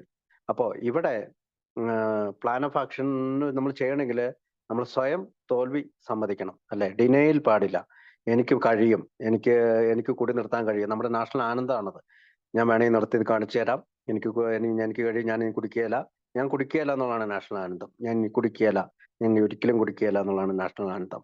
അപ്പോൾ നമ്മുടെ ആ ദേശീയഗാനം മാറ്റി വെച്ചുകൊണ്ട് നമ്മൾ തോൽവി സമ്മതിക്കാൻ തയ്യാറാകണം എന്നുള്ളതാണ് ഇതിന്റെ പ്രധാന കണ്ടന്റ്. അതായത് ആദ്യത്തെ കുടിയിൽ നിന്ന് എനിക്ക് പ്രതിരോധമില്ല, അതിനാൽ എൻ്റെ മനോഭാവങ്ങളെ ഞാൻ മാറ്റേണ്ടതുണ്ട്, അല്ലെങ്കിൽ എന്നിൽ നിന്ന് ഞാൻ ഓടി അകലേണ്ടതുണ്ട്. എന്നിൽ നിന്ന് ഓടി അകന്നതിന് ശേഷം ഞാൻ തിരിച്ച് എൻ്റെ ആത്മീയമായിട്ടുള്ള വഴിയിലേക്ക് തിരിയേണ്ടതുണ്ട്. അതിന് നമ്മൾ ടേൺ എന്നാണ്, ടേൺ അല്ലെ, തിരിച്ചുവിടുക. സ്റ്റെപ്പ് 3 തിരിച്ചുവിടുക എന്നുള്ള വാക്ക് ടേൺ എന്നുള്ള വാക്കാണ് ഉപയോഗിക്കുക. അപ്പം പക്ഷെ എന്നിട്ട് പാലിൽ കലർത്തിയെങ്കിൽ തനിക്ക് വിസ്കി കുടിക്കാവുന്ന വിഡ്ഢിത്തങ്ങളാണെന്ന വിചാരം മദ്യപിക്കാതിരിക്കുന്നതിന് വേണ്ടി അയാളുടെ മനസ്സിൽ നടന്ന എല്ലാ വടംവലികളെയും തള്ളി നീക്കി. അപ്പൊ മദ്യപിക്കാതിരിക്കണമെന്ന് അദ്ദേഹത്തിന് ആഗ്രഹമുണ്ട്. എന്തൊക്കെയുണ്ട് ആഗ്രഹം? ഭാര്യ പിരിഞ്ഞു പോകും, ജോലി നഷ്ടപ്പെടും, സഹനം, മറ്റുള്ള കാര്യങ്ങളൊക്കെ അയാൾക്ക് എല്ലാം ഓർമ്മയുണ്ട്. പക്ഷെ അത് തള്ളി നീക്കി. ഇതിന്റെ സംക്ഷിപ്തമായ നിർവചനം എന്തായാലും ഞങ്ങൾ ഇതിനെ ശരിക്കും ഭ്രാന്ത് എന്നേ പറയുന്നുള്ളൂ. അപ്പൊ അതിനെയാണ് ഇൻസാനിറ്റി, ഭ്രാന്ത് എന്നാണ് അവിടെ ഉപയോഗിക്കുക. അപ്പൊ ബുദ്ധിയില്ലായ്മയെ നേരെ മറച്ച് ചിന്തിക്കാനുള്ള കഴിവില്ലാത്ത അസംതൃപ്തിയെ മറ്റെന്താണ് വിളിക്കുക എന്നാണ് പറയാ. അപ്പൊ അടുത്തത് വായിക്കാവോ? ഇതൊരു അതിര് കടന്ന സംഗതിയാണെന്ന് നിങ്ങൾ വിചാരിച്ചേക്കാം. ഞങ്ങൾക്കാണെങ്കിൽ ഇതത്ര അസംഭവമായ കാര്യമൊന്നുമല്ല. കാരണം ഈ മട്ടിലുള്ള ചിന്താഗതി ഞങ്ങളിൽ ഓരോരുത്തരുടെയും സഹജ സ്വഭാവമായിരുന്നിട്ടുണ്ട്. മദ്യം കുടിച്ചതിന് ശേഷമുള്ള അനന്തരഫലങ്ങളുടെ കാര്യത്തിൽ ചിലപ്പോഴൊക്കെ ഞങ്ങളിൽ ഇതൊക്കെ തന്നെ പ്രതിഫലിച്ചിട്ടുണ്ട്, നിമ്മിലുള്ളതിനേക്കാൾ കൂടുതലായി. എന്നാൽ ഞങ്ങളുടെ എന്തിനേയും നീതീകരിക്കൽ എന്ന സ്വഭാവത്തിന് അനുയോജ്യമായ രസകരമായ ഒരു മാനസിക പ്രവണത കൂടി എപ്പോഴും ഉണ്ടായിരുന്നു. ആദ്യത്തെ കുടി കുടിക്കണമെന്നതിന് അനിവാര്യമായതും എന്തെങ്കിലും ഭ്രാന്തിന് തുല്യമായ നിസ്സാര കഴിവ് പറയുക എന്നത് ഞങ്ങളുടെ ശക്തമായ ന്യായീകരണ സ്വഭാവം ഞങ്ങളെ മദ്യം കഴിക്കുന്നതിൽ നിന്ന് തടഞ്ഞു നിർത്തുന്നതിൽ പരാജയപ്പെട്ടു. കുടിക്കുക എന്ന ഭ്രാന്തൻ ആശയം മാത്രം എപ്പോഴും ജയിച്ചു. പിറ്റേ ദിവസം ഇതങ്ങനെ സംഭവിച്ചിട്ടുണ്ടാകും എന്ന് എല്ലാ നേരായ്മയോടും ആത്മാർത്ഥതയോടും കൂടി ഞങ്ങളോട് തന്നെ ചോദിക്കും. ഓക്കെ, അപ്പോൾ പേജ് 14 പറയുന്നുണ്ട്, ഒരു അമിത മദ്യാസക്തൻ മറ്റുള്ളവർക്ക് വേണ്ടിയുള്ള സ്വയം ത്യാഗത്തിലൂടെയും പ്രവർത്തനങ്ങളിലൂടെയും തന്റെ ആത്മീയ ജീവിതം വിപുലമാക്കാനും ശരിപ്പെടുത്താനും പരാജയപ്പെട്ടാൽ തന്റെ മുൻപിലുള്ള പരീക്ഷണങ്ങളെയും അപകടങ്ങളെയും അതിജീവിക്കാൻ അയാൾക്ക് കഴിയില്ല. അയാൾ പ്രവർത്തിക്കാൻ ഒരുങ്ങിയില്ലെങ്കിൽ നിശ്ചയമായും കുടിക്കും. അയാൾ കുടിച്ചാൽ നിശ്ചയമായും മരണത്തിലെത്തും. പേജ് നമ്പർ 14 നമ്മൾ വായിച്ചിട്ടുണ്ട്, അല്ലെങ്കിൽ നമ്മൾ ചർച്ച ചെയ്ത് പോയതാണ്. അതായത് ആത്മീയമായിട്ടുള്ള നമ്മുടെ ഈ ജീവിതം വിപുലപ്പെടുത്തിയില്ലെങ്കിൽ മുമ്പിൽ വരുന്ന പരാജയപ്പെടുന്ന ഇതുപോലുള്ള പരീക്ഷണങ്ങളൊന്നും അതിജീവിക്കാൻ കഴിയില്ല എന്നാണ് പറയാ. അപ്പം അടുത്തത് എന്നതാണ് പേജ് നമ്പർ 24 ഇന്നും അവ്യക്തമായ കാരണങ്ങളാൽ ഒരു മദ്യപാനാസക്തന് മദ്യത്തിന്റെ കാര്യത്തിൽ കുടിക്കുക എന്നതൊഴിച്ച് മറ്റൊന്നും ചെയ്യാനാവില്ല. ഇച്ഛാശക്തി എന്ന് പറഞ്ഞത് ഇല്ലാതാകുന്നു. ഒരാഴ്ചയോ ഒരു മാസത്തിലധികമോ ഉണ്ടായ അപമാനത്തിന്റെയും കഷ്ടതയുടെ ഓർമ്മ ഞങ്ങളുടെ ബോധ മനസ്സിലേക്ക് അർഹിക്കുന്ന ഗൗരവത്തോടെ കൊണ്ടുവരാൻ ഞങ്ങൾ പലപ്പോഴും അശക്തരാണ്. ആദ്യത്തെ കുടിയുടെ നിന്നുള്ള ചെറുത്ത് നിൽക്കാൻ ഞങ്ങൾക്ക് കെൽപ്പില്ല. അപ്പോൾ ഈ ഇത്തരം കാര്യങ്ങൾ പറഞ്ഞതിന് ശേഷം ഒരു ഉദാഹരണത്തിലേക്ക് നമ്മൾ നയിക്കുകയാണ്. അപ്പോൾ അതായത് ആദ്യത്തെ കുടി നമ്മൾ തിരികൊളുത്തുമ്പോൾ ആദ്യത്തെ കുടി രണ്ടാമത്തെ കുടിയിലേക്ക് പോവും. അപ്പോൾ നമ്മൾ ഈ കാണിച്ച അർത്ഥശൂന്യമായിട്ടുള്ള കാര്യങ്ങൾ അത് ശാരീരികം എന്നതിലൂടെ മാനസികമായിട്ടുമാണ്. അതായത് ക്രേവിംഗിലേക്ക് മെന്റൽ ഒബ്സഷനിലൂടെയാണ് നമുക്ക് ശാരീരിക അവസ്ഥയിലേക്ക് നമ്മൾ എത്തുന്നത് അല്ലെ. ഒരു ആൾ കുടിക്കാൻ തുടങ്ങുന്നത് മാനസിക അവസ്ഥയിലാണ്, അയാൾ ചിന്തിക്കുമ്പോഴാണ്. അതിനുശേഷമാണ് നമ്മൾ ശരീരത്തിന്റെ അവസ്ഥയിലേക്ക് എത്തുന്നത്, ബോഡിയുടെ അലർജിയിലേക്ക് എത്തുന്നത്. കുടിക്കാതിരിക്കുന്നത് വരെ അദ്ദേഹത്തിന് പ്രശ്നമില്ല. മെന്റൽ ഒബ്സഷൻ എല്ലാവർക്കും വരാം. പക്ഷെ കുടിച്ചു കഴിഞ്ഞാല് അദ്ദേഹം ആ സ്പ്രീ എന്ന് പറയുന്ന ആ ഒരു വലിയ വലയത്തിലേക്ക് പെട്ടുപോകും. അപ്പൊ മെന്റൽ ഒബ്സഷനൊക്കെ പലപ്പോഴും നിസ്സാരമായിട്ട് ഒഴിവൊഴിവുകളാണ്. ഇപ്പൊ പാലില് ബ്രാൻഡി ഒഴിച്ച് കഴിക്കാം, അല്ലെങ്കിൽ വിസ്കി ഒഴിച്ച് കഴിക്കാം എന്നുള്ള ആ നിസ്സാരമായ ഒരു ഒഴിവുകൾ വന്നതാണ് അദ്ദേഹത്തിന്റെ പ്രശ്നമായിട്ട് മാറിയത്. അപ്പോ ഈ ആങ്കർ, കോപം, രോഷം, അല്ലെങ്കിൽ വറി, ആകുലത, അങ്ങനത്തെ ഉള്ള കാര്യങ്ങളൊക്കെ വരുമ്പോൾ നമ്മൾ ഇത്തരം കാര്യങ്ങളിലൊക്കെ പോകാറുണ്ടെന്ന് അടുത്ത പാരഗ്രാഫിൽ നമ്മൾ വായിക്കുന്നുണ്ട്. അപ്പോൾ ഇവിടെ വായിക്കുന്നത് ഇത് അതിര് കടന്നത് നിങ്ങൾ വിചാരിക്കാം, ഞങ്ങൾക്കാണ് ഇത് അത്ര അസംഭവമായ കാര്യങ്ങളൊന്നല്ല. അപ്പൊ ഉദാഹരണങ്ങൾ പറഞ്ഞുകൊണ്ടാണ് ഇത് നമ്മൾ പറയുന്നത്. മദ്യം കുടിച്ചതിന് ശേഷം അനന്തരഫലങ്ങളുടെ കാര്യത്തിൽ ചിലപ്പോഴൊക്കെ ഞങ്ങളിൽ ഇതൊക്കെ തന്നെ ഫലിപ്പിച്ചിട്ടുണ്ട്. ജിമ്മിലുള്ളതിനേക്കാൾ കൂടുതലായി തന്നെ നമുക്ക് പലപ്പോഴും പല കാര്യങ്ങളും സംഭവിച്ചിട്ടുണ്ട്. മദ്യം കഴിച്ചതിന് ശേഷം ഉണ്ടായ പോലീസ് കേസ് ഉണ്ടായിട്ടുണ്ട്, ഭാര്യ പിരിഞ്ഞു പോയിട്ടുണ്ട്, ഭാര്യ വഴക്കിട്ട് പോയിട്ടുണ്ട്, മക്കള് മിണ്ടാതിരുന്നിട്ടുണ്ട്. അങ്ങനെ നമുക്ക് വേണമെങ്കിൽ പട്ടിക എന്തോരം വേണമെങ്കിലും നീട്ടാം. അപ്പോ എന്നാൽ ഞങ്ങളുടെ എന്തിനേയും നീതിയിരിക്കുക എന്ന സ്വഭാവത്തിനനുസരിച്ച് രസകരമായ മാനസിക പ്രവണത കൂടി ഇതിപ്പോഴും ഉണ്ടായിരുന്നു. ആദ്യത്തെ കുടി കുടിക്കുന്നതിന് അനിവാര്യമായും എന്തെങ്കിലും ഭ്രാന്തിന് തുല്യമായ നിസ്സാര ഒഴിവെ പറയുന്നത് ഞങ്ങളുടെ ശക്തമായ ന്യായീകരണ സ്വഭാവം ഞങ്ങളെ മദ്യം കഴിക്കുക എന്ന് തടഞ്ഞു നിർത്താൻ പറഞ്ഞില്ല. അപ്പൊ എക്സ്ക്യൂസസ്, ആദ്യത്തെ കുടിക്ക് വേണ്ടിയിട്ട് എന്ത് എക്സ്ക്യൂസസ് നമ്മൾ പറയും. അപ്പം കോൺസിക്വൻസസ് നമുക്ക് വിഷയമല്ല, അനന്തരഫലങ്ങൾ നമുക്ക് വിഷയമല്ല. അത് ചിലപ്പോൾ ഉഗ്രഭീതി ഉള്ളതായിരിക്കും, ഉഗ്രനായിരിക്കും, അതൊന്നും നമുക്ക് വിഷയമല്ല. പക്ഷെ കുടിയെ തുടർന്ന് വരുന്ന സംഭവത്തെക്കാളും കുടിയിലേക്ക് നയിക്കുക എന്നുള്ള മെന്റൽ ഒബ്സഷനിലേക്കാണ് നമ്മൾ പോവുക. അപ്പൊ അടുത്ത് വായിക്കാവോ? നമ്മുടെ പെരുമാറ്റങ്ങൾ അത്രയ്ക്ക് ഹീനവും എന്തെങ്കിലും ഒരു പ്രത്യേക കാര്യത്തിൽ ഹരം ബാധിച്ചവന്റെ പോലെ ദുർഗ്രാഹ്യവുമാണ്. ഉദാഹരണത്തിന് വാഹന നിബിഡമായ ഒരു തിരക്കിട്ട റോഡിലൂടെ കണ്ണും പൂട്ടി തന്നിഷ്ടത്തോടെ റോഡ് കുറുകെ കടക്കുന്നത് നിത്യതൊഴിലാക്കിയ ഒരാളുടെ കാര്യം നോക്കൂ. അനന്തരമായി ചീറിപ്പായുന്ന വാഹനങ്ങളുടെ മുന്നിലേക്ക് എടുത്തു ചാടുന്നത് അയാളൊരു രസമാക്കിയിരിക്കുന്നു. സ്നേഹസമ്പൂർണമായ മുന്നറിയിപ്പുകളെല്ലാം തൃണവൽക്കരിച്ചുകൊണ്ട് കുറെ നാൾ അയാൾ ഈ പണി ആസ്വദിക്കുന്നു. ഈ ഘട്ടം വരെ അയാൾ ഒരു തമാശക്കാരനാണെന്ന് എന്ന മട്ടിൽ നിങ്ങളും അയാളെ മുദ്രകുത്തുന്നു. ഭാഗ്യം അയാളെ വിട്ടൊഴിയുകയും തുടരെ അയാൾക്ക് പരിക്കേൽക്കുകയും ചെയ്യുന്നു. സാമാന്യ ബുദ്ധിയുണ്ടെങ്കിൽ അയാൾ ഈ പണി നിർത്തുമെന്ന് നിങ്ങൾ വിശ്വസിക്കുന്നു. വീണ്ടും അയാൾ ഒരു അപകടത്തിൽപ്പെടുകയും അയാളുടെ തലയൊട്ടിക്ക് പരിക്കേൽക്കുകയും ചെയ്യുന്നു. അതിൻ്റെ ചികിത്സ കഴിഞ്ഞ് ആശുപത്രിയിൽ നിന്ന് പുറത്തിറങ്ങിയ പാടെ വളരെ സ്പീഡിൽ വന്ന ഒരു വാഹനം തട്ടി അയാളുടെ കൈകൾ ഒടിയുന്നു. ചീറിപ്പായുന്ന വാഹനങ്ങൾക്കിടയിലൂടെ തൻ്റെ ഭ്രാന്തമായ കുറുകെച്ചാടൽ താൻ എന്നേക്കുമായി അവസാനിപ്പിച്ചിരിക്കുകയാണെന്ന് അയാൾ സത്യം ചെയ്യുന്നു. എന്നാൽ ഏതാനും ദിവസങ്ങൾക്കകം അയാളുടെ കാലുകൾ ഒടിഞ്ഞ് ആശുപത്രിയിലെത്തുന്നു. ഓക്കെ. അപ്പം മറ്റു ചില അവസരങ്ങൾ ശരീരത്തിന് പിരിമുറുക്കം കൊണ്ടോ ദേഷ്യം കൊണ്ടോ, അതായത് നെർവസ്നെസ് എന്നാണ് പിരിമുറുക്കം എന്ന് പറയുന്നത് അല്ലെ. ഭയങ്കര മനസ്സിനൊരു സങ്കോചം ഉണ്ടാകുക, പരിഭ്രമം ഉണ്ടാകുക, അമ്മരെ നമ്മൾ കുടിക്കും. പിന്നെ എന്നതാ, ദേഷ്യം കൊണ്ട് ആങ്കർ വരുമ്പോ കോപിക്കുക, രോഷം വരുമ്പോ കുടിക്കും. അടുത്തത് എന്നതാ, വ്യസനം കൊണ്ട് വറി എന്ന് വെച്ചാല് ഒരു ആദി വരുന്നു, ഒരു ആകുലത വരുന്നു, എന്തെങ്കിലും ഒരു കാര്യം കേൾക്കുമ്പോൾ വേവലാതി വരുന്നു, എന്തെങ്കിലും ഒന്ന് സംഭവിക്കുമ്പോൾ ഭയങ്കരമായിട്ട് മനസ്സിന് ക്ലേശം സംഭവിക്കുന്നു. പിന്നെ അടുത്തത് ഒരു വാക്കും കൂടി ഉണ്ട്, ദേഷ്യം കൊണ്ട്, വ്യസനം കൊണ്ടോ, അതുപോലെ മറ്റു കാരണങ്ങൾ കൊണ്ടോ. അപ്പൊ ഇതിനകത്ത് ഡിപ്രഷനും കൂടി പറയുന്നുണ്ട്. ഡിപ്രഷൻ എന്നാണ് ഇംഗ്ലീഷ് ബുക്കിൽ പറയുന്നത്. വിഷാദം അല്ലെങ്കിൽ മനസ്സിന്റെ തളർച്ച, അല്ലെങ്കിൽ വേവലാതി, വിഷാദം, മനസ്സിന്റെ തളർച്ച, ഇതാണ്. പിന്നെ ജലസിയും കൂടി പറയുന്നുണ്ട്. നമ്മുടെ ഇതിനകത്ത് മലയാളം ബുക്കിൽ ജലസി വന്നിട്ടില്ല. ഓക്കെ. അസൂയ, കുശുമ്പ്, അതാണ് ജലസിയുടെ അർത്ഥം. അപ്പൊ ഇത്തരം കാര്യങ്ങളൊക്കെ വരുമ്പോൾ നമ്മൾ കുടിക്കാറുണ്ട്. അപ്പൊ പക്ഷെ അങ്ങനെയുള്ള കുടിയുടെ തുറക്കരുത് കാര്യപ്പെടും പിന്നീട് ഉണ്ടായ സംഭവവാസങ്ങളുടെ വെളിച്ചത്തിൽ കുടിക്കുവാൻ വേണ്ടി എന്തെങ്കിലും ഒഴിവുകൾ പറയുക എന്നത് തനി വട്ടന്മാരുടെ സ്വഭാവമാണെന്ന് ഞങ്ങൾ സംബന്ധിച്ച നിർബന്ധത്തിലാണ്. അതായത് നമുക്ക് പിന്നീടുണ്ടായ പല പ്രശ്നങ്ങളും, അതായത് ഇത്തരം നെർവസ്നെസ് വരുമ്പോഴോ, കോപം വരുമ്പോഴോ, ആദി വരുമ്പോഴോ, വ്യാധി വരുമ്പോഴോ ഒക്കെ, അല്ലെങ്കിൽ അസൂയ വരുമ്പോഴോ, കുശുമ്പ് വരുമ്പോഴോ ഒക്കെ നമ്മൾ വീണ്ടും കുടിക്കുമ്പോൾ പിന്നീട് അനന്തര ഫലങ്ങൾ വളരെ കട്ടി കൂടിയതാണ്. അവിടെയൊന്നും നമ്മൾ എക്സ്ക്യൂസസ് പറയുക എന്നത് തനി വട്ടന്മാരുടെ, അതായത് ഇൻസാനിറ്റി ബാധിച്ച ഭ്രാന്ത് ബാധിച്ച ഒരാളുടെ സ്വഭാവമാണെന്നാണ് ബുക്ക് പറയുന്നത്. അപ്പൊ വെറുതെ ഒരു രസത്തിന് വേണ്ടിയല്ല മനഃപൂർവ്വം ഞങ്ങൾ കുടിക്കാൻ ആരംഭിച്ചു. അങ്ങനെ കുടിക്കുന്നതിന്റെ അനന്തരഫലം എന്തായിരിക്കും എന്നതിനെ കുറിച്ച് ഫലപ്രദവും ഗൗരവപൂർവ്വ യാതൊരുവിധ മുൻധാരണയും ഞങ്ങൾക്കുണ്ടായിരുന്നില്ലെന്ന് എപ്പോഴും ഞങ്ങൾക്ക് കാണാൻ കഴിഞ്ഞിരുന്നത്.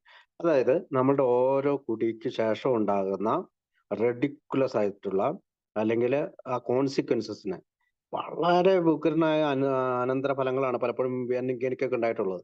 അവിടെ ചിന്തിക്കാതെ തന്നെ ആ ഒരു മുൻധാരണയെ കുറിച്ച് ചിന്തിക്കാതെ തന്നെ കുടിക്കാൻ പോകുന്നു. അപ്പൊ ഫസ്റ്റ് ഡ്രിങ്കിലേക്ക് ഞാൻ നയിക്കുന്ന മെന്റൽ ഒബ്സഷൻ ഉണ്ടാകുന്ന കാര്യങ്ങളെ കുറിച്ചാണ് അവിടെ ചർച്ച ചെയ്യാം. അപ്പൊ അത് വ്യക്തമാണ്, നമുക്ക് എല്ലാവർക്കും അറിയാവുന്നതാണ്. ട്രിവിയൽ എക്സ്ക്യൂസസ് എന്നാണ് പറയുന്നത്, അതായത് നിസ്സാരമായ ഒഴിവ് കഴിവുകൾ എന്നാണ് ബിഗ് ബുക്കിന്റെ മലയാളത്തില് പറയാ. ട്രിവിയൽ എക്സ്ക്യൂസസ് എന്തും നമുക്ക് പറയാം. എനിക്ക് അങ്ങനെ ഉണ്ടായി, എനിക്ക് കോപം വന്നു, എനിക്ക് ദേഷ്യം വന്നു, എനിക്ക് ആകുലത വന്നു, എനിക്ക് വ്യാകുലത വന്നു, എനിക്ക് അങ്ങനെ ഉണ്ടായി, ഇങ്ങനെ എന്നൊക്കെ നമുക്ക് ഒരുപാട് ന്യായീകരണങ്ങൾ പറയാൻ കഴിയും. അപ്പോൾ ഈ ന്യായീകരണങ്ങളൊന്നും അമിത മദ്യാസക്തിനെ സംബന്ധിച്ചിടത്തോളം അനന്തര ഫലങ്ങൾ സെയിം തന്നെയായിരിക്കും എന്നാണ് പറയാ. അപ്പൊ നമ്മുടെ പെരുമാറ്റങ്ങൾക്ക് അത്രയ്ക്കും ഹീനവും എന്തെങ്കിലും ഒരു പ്രത്യേക കാര്യത്തിൽ ഹരം ബാധിച്ചവന്റെ ദുർക്ഷായകമാണ്. ഉദാഹരണത്തിന് അപ്പൊ അടുത്തത് പറയുന്നത് ഈ ഇങ്ങനെ കരുതി കൂട്ടിയോ അല്ലെങ്കിൽ ആലോചിച്ചുറച്ചോ മനഃപൂർവ്വം അല്ലാതെയോ അല്ലെങ്കിൽ പിന്നീട് വരുന്ന ഈ ഗുണദോഷങ്ങളൊന്നും ചിന്തിക്കാതെയൊക്കെ നമ്മൾ പലപ്പോഴും വീണ്ടും കുടിക്കുന്നതിനെ പറ്റി പേജ് നമ്പർ 36 അവസാനത്തെ പാരഗ്രാഫിൽ പറയുന്ന ഉദാഹരണത്തിന്റെ പേര് ജെ വാക്കർ എന്നാണ്. ജെ വാക്കർ എന്ന് പറഞ്ഞാൽ ഇംഗ്ലീഷിൽ ജെ വാക്കർ എന്നാണ് പറയുന്നത്. അതായത് അതിന് അർത്ഥം വാഹന തിരക്കുള്ള വഴിയിൽ അന്തമില്ലാതെ നടക്കുന്നയാൾ, അല്ലെങ്കിൽ ഗതാഗത നിയമങ്ങൾ പാലിക്കാതെ തോന്നുന്നത് പോലെ നിരത്ത് മുറിച്ച് കിടക്കുന്ന ആളുടെ പേരാണ് ജെ വാക്കർ. ജെ വാക്കർ എന്ന് പറഞ്ഞാൽ ഒരു കോമൺ വാക്കാണ്. ജെ വാക്കർ എന്നാണ് അതിനെ പറയാ. അപ്പൊ നമുക്ക് നിയമങ്ങളൊന്നും പാലിക്കാതെ ക്രോസ് വഹിക്കുക. അപ്പം വീണ്ടും വീണ്ടും കുടിക്കുന്ന ഒരാളെ പറ്റി ഈ ഉദാഹരണമാണ് ബിഗ് ബുക്ക് പറയാ. അതായത് വാഹനതീവ്രമായ ഒരു തിരക്കട്ട റോഡിലൂടെ കണ്ണും പൂട്ടി തന്നിഷ്ടത്തോടെ റോഡ് കുറുകെ നടക്കുന്ന നിത്യതൊഴിലാക്കിയ ഒരാളുടെ കാര്യം ആലോചിച്ച് നോക്കും. ഇപ്പൊ നിത്യതൊഴിലാണത്. എപ്പോ വേണേലും അയാൾ റോഡ് മുറിച്ചു കിടക്കും. അനന്തമായി ചീറിപ്പായ മുന്നിലേക്ക് എടുത്തു ചേർന്ന അയാളൊരു രസമായിരിക്കുന്നു, അയാൾക്കൊരു രസമാണത്. അപ്പോ ഇയാള് ഈ പണി ഇങ്ങനെ ആസ്വദിക്കുന്നു. ഈ ഒരു ഈ ഘട്ടം, അതായത് നമ്മൾ മദ്യാസക്തി കുറെ കാലം നമ്മൾ ആസ്വദിച്ചു അല്ലെ, കുറെ നാൾ അയാൾ ഈ പണി ആസ്വദിക്കുന്നത് പോലെ തന്നെ ഈ റോഡ് നമ്മൾ ഈ മദ്യം കുടിച്ചുകൊണ്ടേയിരുന്നു. ഈ ഘട്ടം വരെ അയാൾ ഒരു തമാശക്കാരനാണെന്ന മട്ടിൽ നിങ്ങളും അയാളെ മുദ്രവെക്കും. അപ്പൊ ആൽക്കഹോളിക്കിനെ കാണുന്ന ആൾക്കാരെല്ലാവരും അത് തമാശക്ക് കുടിക്കുന്നതാണ്. പക്ഷെ ഭാഗ്യം അയാളെ വിട്ടൊഴുകുകയും തുടരെ അയാൾക്ക് പരിക്കേൽക്കുകയും ചെയ്യുന്നു. അപ്പൊ നമുക്കും പരിക്കേറ്റിട്ടുണ്ട് അല്ലെ, നമ്മൾക്കും പരിക്കേറ്റിട്ടുണ്ട്. നമുക്ക് സ്കൂളിൽ നിന്ന് പിള്ളേരെ വിളിച്ചുകൊണ്ട് വരാൻ മറന്നു പോവുക, ചിലപ്പോൾ നമ്മുടെ വാഹനം പോയി ഇടിക്കുക, ചിലപ്പോൾ നമ്മുടെ ലൈസൻസ് നഷ്ടപ്പെടുക, ചിലപ്പോൾ നമ്മുടെ കൂട്ടുകാർ തന്നെ പറയാടാ നിന്റെ കുടി ഇച്ചിരി കൂടുതലാട്ടോ. അപ്പൊ അതൊന്നും അങ്ങനെയുള്ള ചില പരിക്കുകൾ, നിസ്സാരമായ പരിക്കുകൾ ഭാഗ്യം അയാൾ വിട്ട് പരിക്കുകൾക്ക് സാമാന്യ ബുദ്ധി എന്നുണ്ടെങ്കിൽ, അതായത് കോമൺ സെൻസ് ഉണ്ടെങ്കിൽ, സാധാരണ ഒരു മനുഷ്യനാണെങ്കിൽ, കോമൺ സെൻസ് ഉള്ള മനുഷ്യനാണെങ്കിൽ ഈ പണി നിർത്തും അല്ലെ. പിന്നീട് ഇയാൾ ഈ റോഡ് ക്രോസ് ചെയ്യുന്നത് പോലെ നമ്മൾ കുടിക്കാൻ പോവില്ല. പക്ഷേ വീണ്ടും നമ്മൾ എന്ത് ചെയ്യുന്നു, വീണ്ടും നമ്മൾ കുടിക്കുന്നു. അയാളുടെ ഒരു അപകടത്തിൽ അയാളുടെ തലയോട്ടിക്ക് പരിക്കേൽക്കുകയും ചെയ്യുന്നു. അപ്പൊ നമുക്കൊരു കാര്യമായ പരിക്ക് മദ്യാസക്തി കൊണ്ടുണ്ടാകുന്നു.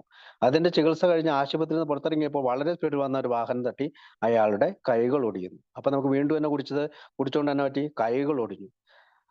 അപ്പൊ തലയോട്ടി പൊട്ടി ആശുപത്രിയിലായത് അയാൾ വീണ്ടും കൈ ഒടിഞ്ഞപ്പോൾ പോലെ അമിത മദ്യാസക്തി കൊണ്ട് പല പ്രശ്നങ്ങളുണ്ടായ നമ്മൾ കുറെ കാലം കുടിക്കാതിരിക്കുകയും വീണ്ടും കുടിക്കുമ്പോൾ അടുത്ത പ്രശ്നം ഉണ്ടാവുകയും ചെയ്യുന്നു. ചീറിപ്പായുന്ന വാഹനങ്ങളുടെ തന്റെ ഭ്രാന്തമായ കുറുകേച്ചാടൽ താൻ എന്നേക്കുമായി അവസാനിപ്പിച്ചിരിക്കുന്ന സത്യം ചെയ്യുന്നു. നമ്മൾ പലപ്പോഴും പ്രോമിസസ് ചെയ്യുന്നുണ്ട്. ഞാൻ ആദ്യം പറഞ്ഞ നാഷണൽ ആന്തം ഇനി ഒരിക്കലും കുടിക്കില്ല, ഇനി ഈ പ്രശ്നത്തോടുകൂടി ഞാനിത് അവസാനിപ്പിച്ചു എന്ന് പറയുന്ന നാഷണൽ ആന്തം ഒക്കെ നമ്മൾ ചെല്ലാറുണ്ട്. അപ്പോൾ ഇവിടെ പറയുന്നത് വളരെ തമാശയ്ക്ക് തുടങ്ങിയ കുടി ഒരു പ്രോഗ്രസീവ് സ്റ്റേജിലേക്ക്, അല്ലെങ്കിൽ വളരെ ഹോപ്പ്ലെസ്നെസ് ഉള്ള ഒരു സ്റ്റേജിലേക്ക്, അല്ലെങ്കിൽ പവർലെസ്നെസ് ആയിട്ടൊരു സ്റ്റേജിലേക്ക് വന്ന ഒരു കുടി, അല്ലെങ്കിൽ വളരുന്ന രോഗം എന്നാണല്ലോ നമ്മുടെ രോഗത്തെ പറയാം. അപ്പൊ അമിത വളർച്ച എത്തിയ ഈ അമിത മദ്യപാനാസക്തിക്ക് പിന്നീട് നമുക്ക് ഈ ഫസ്റ്റ് ഡ്രിങ്ക് എടുത്തു കഴിഞ്ഞാൽ ഉണ്ടാകുന്ന ഡാമേജിനെ പറ്റിയാണ് ഈ ഒരു പാരഗ്രാഫ് നമ്മൾ ഓർമ്മിപ്പിക്കുന്നത്. കാലുകൾ ഒടിഞ്ഞ് ആശുപത്രി. പിന്നെ അടുത്തത് എന്താണ്, കാലങ്ങളോളം ഈ പെരുമാറ്റം തുടരുന്നു. നമ്മൾ പലരും 10 വർഷം 20 വർഷം 5 വർഷം 6 വർഷം 2 വർഷമൊക്കെ ഇത് തുടരുന്നു. അതോടൊപ്പം താൻ ഇനി കൂടുതൽ സൂക്ഷിച്ചുകൊള്ളാവുന്നു. അതായത് കുടിക്കുന്ന സമയത്ത് നമ്മളെപ്പോഴും പറയും നമ്മൾ ഇന്ന് ഒരു ബിയർ മാത്രം കുടിക്കാം, അല്ലെങ്കിൽ 2 ബിയർ മാത്രം കുടിക്കാം, അല്ലെങ്കിൽ ഒരു ക്വാർട്ടർ മാത്രം കുടിക്കാം എന്നൊക്കെ ഉള്ള പല പല ആശയങ്ങൾ നമ്മുടെ തലയിലേക്ക് കയറി വരുന്നത്. അപ്പം പറഞ്ഞു അവസാനം അയാൾ മറ്റൊരു പണിക്കും കൊള്ളാത്തവനായി മാറുന്നു. നോക്കൂ, അവന് ഹോപ്പ്ലെസ് സ്റ്റേജിലേക്ക് എത്തി. അയാളുടെ ഭാര്യ അയാളെ ഉപേക്ഷിക്കുന്നു. അപ്പൊ ഭാര്യ ഉപേക്ഷിക്കുകയാണ്. തന്റെ തലയിൽ നിന്ന് ഈ റോഡ് മറികടക്കുക എന്ന ആശയം പൂർണ്ണ ഉപേക്ഷിക്കുന്ന അയാൾ ആത്മാർത്ഥമായി കരുതുന്നുണ്ട്. അതായത് കുടിക്കാതിരിക്കുക എന്നുള്ള ആശയം നമ്മുടെ തലയിലുണ്ട്, പക്ഷെ നമുക്കത് സാധിക്കുന്നില്ല. പലപ്പോഴും നമ്മുടെ രാവിലെ എണീക്കുമ്പോൾ നമ്മൾ പറയുന്നുണ്ട് ഞാൻ ഇനി കുടിക്കുകയില്ല, എന്റെ വൈഫിന്റെ ഒക്കെ തലയിലൊക്കെ കൈവച്ച് ഞാൻ പ്രോമിസ് ചെയ്തിട്ടുണ്ട്, പക്ഷെ നടക്കുന്നില്ല. കാര്യങ്ങളൊക്കെ നേരെയാകുന്നതിന് വേണ്ടി അയാൾ ഒരു പ്രാന്താശുപത്രിയിൽ അടച്ച മുറിയിൽ കഴിയുന്നു. അപ്പൊ അയാൾ പൂട്ടിയിടപ്പെട്ടു. പക്ഷെ അയാൾ പുറത്തിറങ്ങിയ ദിവസം ചീടുപെയ്യുന്ന ഒരു ഫയർ എഞ്ചിന്റെ മുമ്പിൽ അയപ്പെടുന്നു. അപ്പം ഒരു ആൽക്കഹോളിക്ക് പൂട്ടിയിടപ്പെട്ടാലും വീണ്ടും തിരിച്ചു വന്ന് കുടിക്കുമ്പോൾ എന്നാ പറ്റണേ? ഇതുപോലുള്ള അപകടങ്ങൾ പറ്റും. ഈ അപകടത്തിൽ അയാളുടെ മുതുകല്ലോടിയുന്നു. ഇങ്ങനെയുള്ള ഒരാൾ തനി വട്ടനാണെന്ന് നിങ്ങൾ കരുതിയേക്കാം. അപ്പൊ ഒരു ആൽക്കഹോളിക്കിന്റെ ഇൻസാനിറ്റിയെ പറ്റി, ഭ്രാന്തമായ ഒരു അവസ്ഥയെ പറ്റിയാണ് പറയാ. അതായത് മദ്യം എന്നുള്ള ഒഴിയബാധ മനസ്സിൽ നിന്ന് വിട്ടുപോകാതിരിക്കുന്ന ഒരു വിചാരമായി, അല്ലെങ്കിൽ വളരെയധികം ആകർഷിക്കപ്പെടുന്ന അല്ലെങ്കിൽ ഒരു അമിതമായി ഇഷ്ടമുള്ള ഒരു വസ്തുവായി, അല്ലെങ്കിൽ മദ്യത്തെ മാറ്റി മാത്രം ചിന്തിക്കുന്ന ഒരു അവസ്ഥയിലേക്ക്, അല്ലെങ്കിൽ അതിനെപ്പറ്റി മാത്രം ആലോചിച്ചിരിക്കുന്ന ഒരു അവസ്ഥയിലേക്ക്, ഒരു മാനസികമായിട്ടുള്ള ഒരവസ്ഥ, അല്ലെങ്കിൽ ആ അവസ്ഥയിലേക്ക് ആൽക്കഹോളിക്ക് എത്തിച്ചേരുന്നു. അതൊരു അസാമാന്യമായ അവസ്ഥയാണ്. അല്ലെങ്കിൽ അപൂർവമായിട്ട്, അല്ലെങ്കിൽ മറ്റു നോൺ ആൽക്കഹോളിക് ആയിട്ട് ഉള്ള ആളുകളിലേക്ക് കണ്ട് വരാത്തൊരവസ്ഥയാണ്. ഇവിടെ നമുക്ക് ഇൻസാനിറ്റിയെ കുറിച്ച്, പ്രത്യേകിച്ച് ഈ മോർ അബൌട്ട് ആൽക്കഹോളിസം എന്ന് പറയുന്നത് ഈ ഇൻസാനിറ്റിയെ കുറിച്ച് വിവരിക്കാനാണ്. അതായത് ആദ്യത്തെ കുടിയിൽ നിന്ന് ആൽക്കഹോളിക്കിന് രക്ഷപ്പെടാനുള്ള പവർ ഇല്ലെന്നും, അവന്റെ മാനസിക മെന്റൽ ഒബ്സഷൻ എപ്പോഴും അവന്റെ കൂടെ ഉണ്ടാകുമെന്നും അവന് മനസ്സിലാക്കുന്നതിലേക്കൊക്കെയാണ് ഈ കഥ പറയുന്നത്. പ്രത്യേകിച്ച് നമുക്കറിയാം, പേജ് നമ്പർ 33 അവർ ചോദിക്കുന്നുണ്ട്, ഞങ്ങളുടെ പോലെയുള്ളവരാണോ അല്ലയോ എന്ന് തീരുമാനിക്കാൻ ഞങ്ങൾക്ക് എങ്ങനെയാണ് ഞങ്ങളുടെ വായനക്കാരെ സഹായിക്കാൻ സാധിക്കുക? ഈ ഇത്തരം മാനസിക അവസ്ഥകളിലേക്കുള്ള, അല്ലെങ്കിൽ കുടിയെ എങ്ങനെയാണ് നയിക്കുന്നത്, എങ്ങനെയാണ് ജിമ്മിനും ജയവാക്കറിനും റിലാപ്സും സ്ലിപ്പും എങ്ങനെയാണ് ഉണ്ടായത്? അല്ലെങ്കിൽ അടുത്തത് ഒരു കഥയും കൂടെ ഉണ്ട്, ഫ്രെഡ് എന്ന് പറയുന്നത്. അയാൾക്ക് ഈ ബുദ്ധിശൂന്യമായിട്ടുള്ള, അല്ലെങ്കിൽ വളരെ അബദ്ധം, അല്ലെങ്കിൽ സാധാരണ ഒരു മനുഷ്യൻ ചെയ്യാത്ത യുക്തിഹീനമായിട്ടുള്ള വീണ്ടും കുടി, അല്ലെങ്കിൽ ഒരു മണ്ടം പ്രവൃത്തി എന്നൊക്കെയാണ് പറയാ, മണ്ടം പ്രവൃത്തി. എങ്ങനെയാണ് അവർ വീണ്ടും കുടിക്കുക? അതായത് പൂർണ്ണമായിട്ടും തോൽവി സമ്മതിക്കാതെ, അല്ലെങ്കിൽ പൂർണ്ണമായിട്ടും എനിക്ക് ആദ്യത്തെ കുടിക്കെതിരായ ശക്തി ഇല്ല എന്ന് സമ്മതിക്കാതെ, അല്ലെങ്കിൽ അങ്ങനെ സമ്മതിച്ച ഒരാൾക്ക് മാത്രമേ രണ്ടാം പടിയിലേക്ക് എത്താൻ പറ്റുള്ളൂ. ഒന്നാം പടി ചെയ്താൽ മാത്രമേ രണ്ടാം പടിയിലേക്ക് എത്താൻ പറ്റുള്ളൂ. അപ്പോ ജയവാക്കർ കാറുകൾക്ക് മുന്നിലൂടെ, അല്ലെങ്കിൽ വണ്ടികൾക്ക് മുന്നിലൂടെ സഞ്ചരിക്കുന്നത് പോലെ മദ്യത്തിനായിട്ട് നാം ഓടിയെന്നും, മദ്യത്തിന്റെ സന്തോഷം നമുക്ക് അനുഭവിക്കാൻ സാധിച്ചില്ലെന്നും, അതിനേക്കാൾ ഉപരിയായി നമ്മൾക്ക് പരിക്ക് പറ്റി എന്നുള്ളതാണ് ഈ കഥ നമ്മളോട് പറയുന്നത്. അപ്പൊ അടുത്ത് വായിക്കാവോ? കാലങ്ങളോളം ഈ പെരുമാറ്റം തുടരുന്നു. അതോടൊപ്പം താൻ ഇനി കൂടുതൽ സൂക്ഷിച്ചുകൊള്ളാമെന്നും നടുറോട്ടിൽ നിന്ന് താൻ ഇനി മാറി നിന്ന് കൊള്ളാമെന്നും അയാൾ പറഞ്ഞുകൊണ്ടേയിരിക്കുന്നു. അവസാനം അയാൾ മറ്റൊരു പണിക്കും കൊള്ളാത്തവനായി മാറുന്നു. അയാളുടെ ഭാര്യ അയാളെ ഉപേക്ഷിക്കുന്നു. അങ്ങനെയെല്ലാം കൊണ്ടും അയാൾ പരിഹാസ്യനായി മാറുന്നു. തൻ്റെ തലയിൽ നിന്ന് ഈ റോഡ് മറികടക്കുക എന്ന ആശയം പൂർണ്ണമായി ഉപേക്ഷിക്കണമെന്ന് അയാൾ ആത്മാർത്ഥമായി കരുതുന്നുണ്ട്. പക്ഷേ നടക്കുന്നില്ല. കാര്യങ്ങളൊക്കെ നേരെയാകുന്നതിന് വേണ്ടി അയാൾ ഒരു ഭ്രാന്താശുപത്രിയിൽ അടച്ച മുറിയിൽ കഴിയുന്നു. പക്ഷേ അയാൾ പുറത്തിറങ്ങുന്ന ദിവസം ചീറി വരുന്ന ഒരു ഫയർ എഞ്ചിന്റെ മുമ്പിൽ അയാൾ പെടുന്നു. ഈ അപകടത്തിൽ വെച്ച് അയാളുടെ മുതുകല്ലൊടിയുന്നു. ഇങ്ങനെയുള്ള ഒരാൾ തനി വട്ടനാണെന്ന് നിങ്ങൾ കരുതിയേക്കാം. ഞങ്ങൾ മുകളിൽ കാണിച്ച ഉദാഹരണം വേണ്ടതിലധികം പരിഹാസ്യമായപ്പോയെന്ന് നിങ്ങൾക്ക് തോന്നിയേക്കാം. പക്ഷേ ശരിക്കും അങ്ങനെയാണോ? പക്ഷേ ഇത്തരം ആളുകളുമായി അടുത്തിടപഴകിയിട്ടുള്ള ഞങ്ങൾക്ക് നേരത്തെ പറഞ്ഞ റോഡ് മുറിച്ച് കിടക്കുന്നവനെ പോലെയാണ് ഒരമിത മദ്യപാന രോഗിയും സ്ഥിതി എന്ന് തുറന്നു സമ്മതിക്കേണ്ടി വരും. നേരത്തെ കാണിച്ച ഉദാഹരണം അമിത മദ്യപാന രോഗികളായ ഞങ്ങൾക്ക് അത്രമേൽ അനുയോജ്യമാണ്. മറ്റെന്തൊക്കെ ബുദ്ധിപരമായ ഔന്നത്യമുണ്ടെങ്കിലും ശരി, മദ്യവുമായി ഇടപഴകുമ്പോൾ ഒരമിത മദ്യപാന രോഗി ഭ്രാന്തനെ പോലെയാണ്. ഇതിത്തിരി കടുത്ത ഭാഷയാണെന്നറിയാം, പക്ഷേ അതല്ലേ സത്യം. നിങ്ങളിൽ ചിലർ കരുതിയേക്കാം, ശരി, നിങ്ങൾ പറയുന്നതെല്ലാം സത്യമാണ്, പക്ഷേ അവ പൂർണ്ണമായും ഞങ്ങളുടെ കാര്യത്തിൽ യോജിക്കുന്നവയല്ല. നേരത്തെ പറഞ്ഞതുപോലുള്ള ചില ലക്ഷണങ്ങളൊക്കെ ഞങ്ങളിലുണ്ടെന്ന് ഞങ്ങൾ സമ്മതിക്കുന്നു. പക്ഷേ നിങ്ങളൊക്കെ ചെന്നെത്തിപ്പെട്ടിട്ടുള്ള അങ്ങേയറ്റത്തെ സ്ഥിതിയിലൊന്നും ഞങ്ങൾ എത്തിയിട്ടില്ല, ഇനിയൊട്ടെത്താനും പോകുന്നില്ല. കാരണം അങ്ങനെയൊന്നും ഇനി ജീവിതത്തിൽ സംഭവിച്ചുകൂടെന്ന് നിങ്ങൾ പറഞ്ഞു തന്നിട്ടുള്ള കാര്യങ്ങളുടെ വെളിച്ചത്തിൽ മനസ്സിലാക്കിയിട്ടുണ്ട്. കുടിമൂലം ജീവിതത്തിലുള്ളതെല്ലാം തന്നെ ഞങ്ങൾക്ക് നഷ്ടപ്പെട്ടിട്ടില്ല, അതിനൊട്ട് ആഗ്രഹവുമില്ല. നിങ്ങൾ നൽകിയ വിവരങ്ങൾക്ക് നന്ദി. ഓക്കെ. ഇപ്പോ കുറെ കാലം ജയവാക്കർ നന്നായിട്ടൊക്കെ പെരുമാറുന്നുണ്ട്. അദ്ദേഹത്തിന് കുറെ കാലത്തേക്ക് അപകടമൊന്നും ഉണ്ടായിട്ടില്ല. ചെറിയ ചില്ലറ പരിക്കുകൾ ഉണ്ടാക്കിയത് കൊണ്ടുണ്ടായ ഒരു പിൻവലിയിലാണത്. പക്ഷേ മദ്യം നമുക്കുണ്ടാക്കിയത് അതുപോലെ തന്നെ. കുറച്ച് കാലമൊക്കെ നമ്മൾ മാറി നിൽക്കാറുണ്ട്. 1 മാസം, 2 മാസം, 6 മാസം, 1 വർഷമൊക്കെ. പക്ഷെ നമ്മൾ ജയവാക്കറെ പോലെയായി. നമ്മള് ചില സമയങ്ങളിൽ ഭാഗ്യം നമ്മൾ തുണയ്ക്കാതെ വീണ്ടും നമ്മൾ കുടിക്കാൻ പോയി.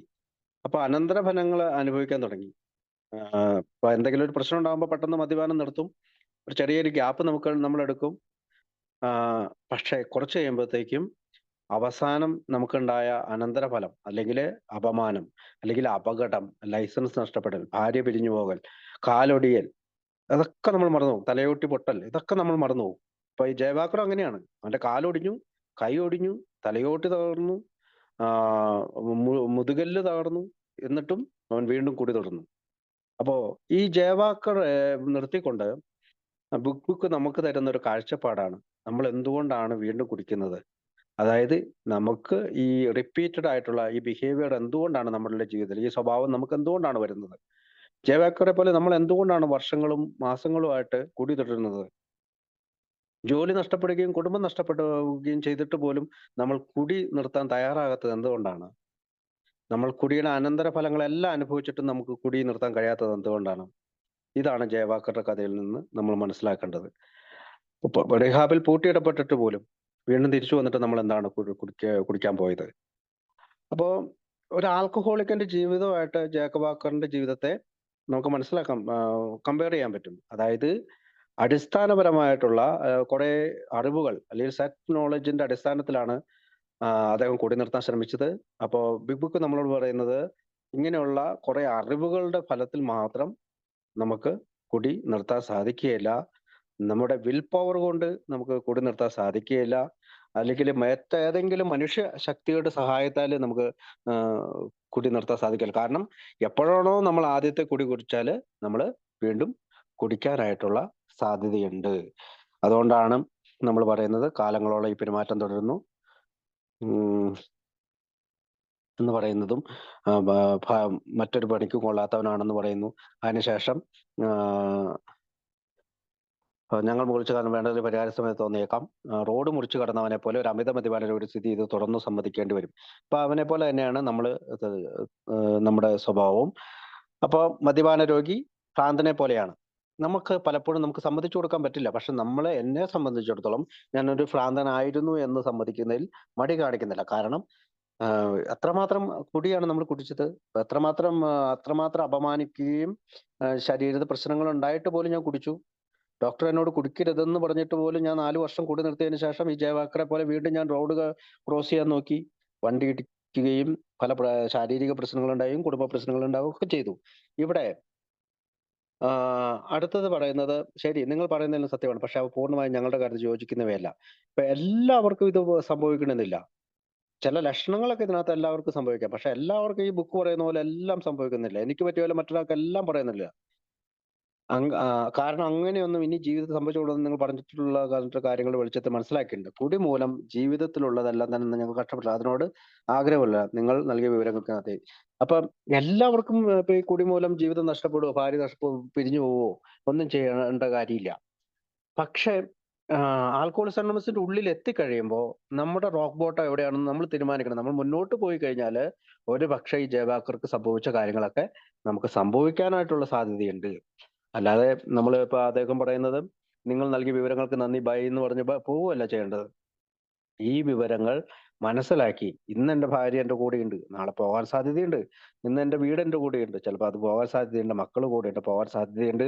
കാരണം അമിത മദ്യപാനാസക്തി എന്ന് പറയുന്നത് ഒരു വളരുന്ന രോഗമാണ്. അപ്പോൾ മദ്യം സിസ്റ്റത്തിൽ പ്രവേശിച്ചു കഴിഞ്ഞാൽ, മദ്യം ശരീരത്തിൽ പ്രവേശിച്ചു കഴിഞ്ഞാൽ ക്രേവിംഗ് ആണ് പിന്നെ കൺട്രോൾ ഏറ്റെടുക്കുന്നത്, അല്ലെ? ആർത്തിയാണ് കൺട്രോൾ ഏറ്റെടുക്കുക, മദ്യമാണ് കൺട്രോൾ ഏറ്റെടുക്കുക. അപ്പോൾ അത് പറഞ്ഞുകൊണ്ട് നമുക്ക് അടുത്ത ഒരു ഉദാഹരണത്തിലേക്കാണ് നമ്മളെ കൊണ്ടുപോകാം. ഫ്രെഡിന്റെ ഒരു ഉദാഹരണം അത് വായിക്കാവോ? അമിത മദ്യപാന രോഗികളല്ലാത്ത ചിലരുടെ കാര്യത്തിൽ ഇത് സത്യമായേക്കാം. വളരെ ബുദ്ധിശൂന്യമായി അളവില്ലാത്ത തോതിൽ കഴിക്കുന്നവരാണ് അവർ. ഇപ്പോഴെങ്കിലും അവർക്ക് നിർത്താനും നിയന്ത്രിതമായ തോതിൽ കഴിക്കാനും കഴിഞ്ഞു എന്ന് വരാം. കാരണം അവരുടെ തലച്ചോറുകളും ശരീരങ്ങളും ഞങ്ങളുടേതുപോലെ കേടുപറ്റിയിട്ടുള്ളതല്ല.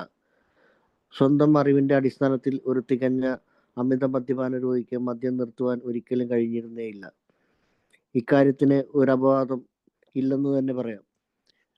ഞങ്ങൾ വീണ്ടും ശക്തിയായും പറയാൻ ആഗ്രഹിക്കുന്ന ഒരു കാര്യമാണത്. കടുത്ത അനുഭവങ്ങളിലൂടെ ഞങ്ങൾക്ക് ബോധ്യപ്പെട്ട കാര്യങ്ങൾ ഞങ്ങളുടെ അമിത മദ്യപാന രോഗികളായ വായനക്കാരിലേക്ക് സന്നിവേശിപ്പിക്കാൻ ഞങ്ങൾ ആഗ്രഹിക്കുന്നു. നമുക്ക് മറ്റൊരു ഉദാഹരണത്തിലേക്ക് കടക്കാം. ഒരു പ്രശസ്തമായ ഒരു സെക്കൻഡ്. അതായത് ഈ ബുദ്ധിശൂന്യമായ അളവില്ലാത്ത തോതിൽ കഴിക്കുന്നവരാണ് അവർ. അതായത് അമിത മദ്യപാന രോഗികളെ പറ്റിയുള്ള പലരുടെയും കാഴ്ചപ്പാടാണ് അത്. അവർക്ക് വിവരമില്ല, ബോധമില്ല, അതുകൊണ്ടാണ് അവർ. അപ്പോൾ അവർക്ക് എപ്പോഴും നിർത്താനും നിയന്ത്രിക്കാനുമായ തോതിൽ കഴിക്കാനും കഴിഞ്ഞു എന്ന് വരാം. കാരണം അവരുടെ തലച്ചോറുകളും ശരീരങ്ങളും ഞങ്ങളുടേതുപോലെ കേടുപറ്റിയുള്ളവർ. അപ്പൊ അമിത മദ്യപാന രോഗി അല്ലാത്ത, അല്ലെങ്കിൽ അങ്ങനെയുള്ള ആളുകൾ ഇപ്പോഴും ചിലപ്പോൾ എയിലേക്ക് കടന്നു വരാം. പക്ഷെ അവര് ചിന്തിക്കണെന്ന് വെച്ചാല്, ഞാൻ റിയൽ ആൽക്കഹോളിക് ആയിട്ടില്ല, എന്റെ ശരീരവും തലച്ചോറും ബ്രെയിനും ഒന്നും അങ്ങനെ പോയിട്ടില്ല എന്നാണ്. അപ്പൊ ഇത് സ്വന്തം അറിവാണ്, സെൽഫ് നോളജ് ആണ്. ഇതിന്റെ അടിസ്ഥാനത്തിൽ ഒരു അമിത മദ്യപാന രോഗിക്ക് മദ്യം നിർത്താൻ ഒരിക്കലും സാധിക്കില്ല. അപ്പോ ശരീരവും ബ്രെയിനും ഒന്നും പോയിട്ടില്ല എന്ന് പറയുന്ന ആൾക്ക് അത് സെൽഫ് നോളജിലൂടെ നിർത്താൻ കഴിയില്ല. ഈ കാര്യത്തിന് അപവാദം ഇല്ലെന്ന് തന്നെ പറയാം. വേറൊരു അപവാദം ഇല്ല ഇതിന്. ഈ ഒരു സത്യം മറച്ചു വെച്ചുകൊണ്ട് മറ്റൊരു മാർഗ്ഗം ഇല്ല, അതാണ് അവർ ഉദ്ദേശിക്കുക. അപ്പൊ ഞങ്ങൾ ശക്തിയായും വീണ്ടും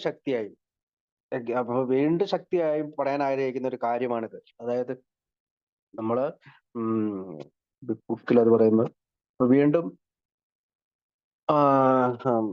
അപ്പൊ വീണ്ടും ശക്തമായിട്ട് പറയാനുള്ള കടുത്ത അനുഭവങ്ങളിലൂടെ ഞങ്ങൾക്ക് ബോധ്യപ്പെട്ട കാര്യങ്ങൾ. അപ്പൊ അനുഭവങ്ങളിലൂടെയാണ് ഇത് എഴുതുന്നത്. ഞങ്ങളുടെ അമിത മദ്യപാന രോഗികളെ വായനക്കാരിലേക്ക് സന്നിധിക്കാൻ ആഗ്രഹിക്കുന്നു. നമുക്ക് മറ്റൊരു ഉദാഹരണത്തിലേക്ക് കിടക്കാന്ന് പറഞ്ഞുകൊണ്ട് അടുത്ത ഫ്രെഡിന്റെ ഉദാഹരണത്തിലേക്ക് നമ്മൾ കിടക്കണം. വായിച്ചോളൂ രാമൽ പ്ലീസ്.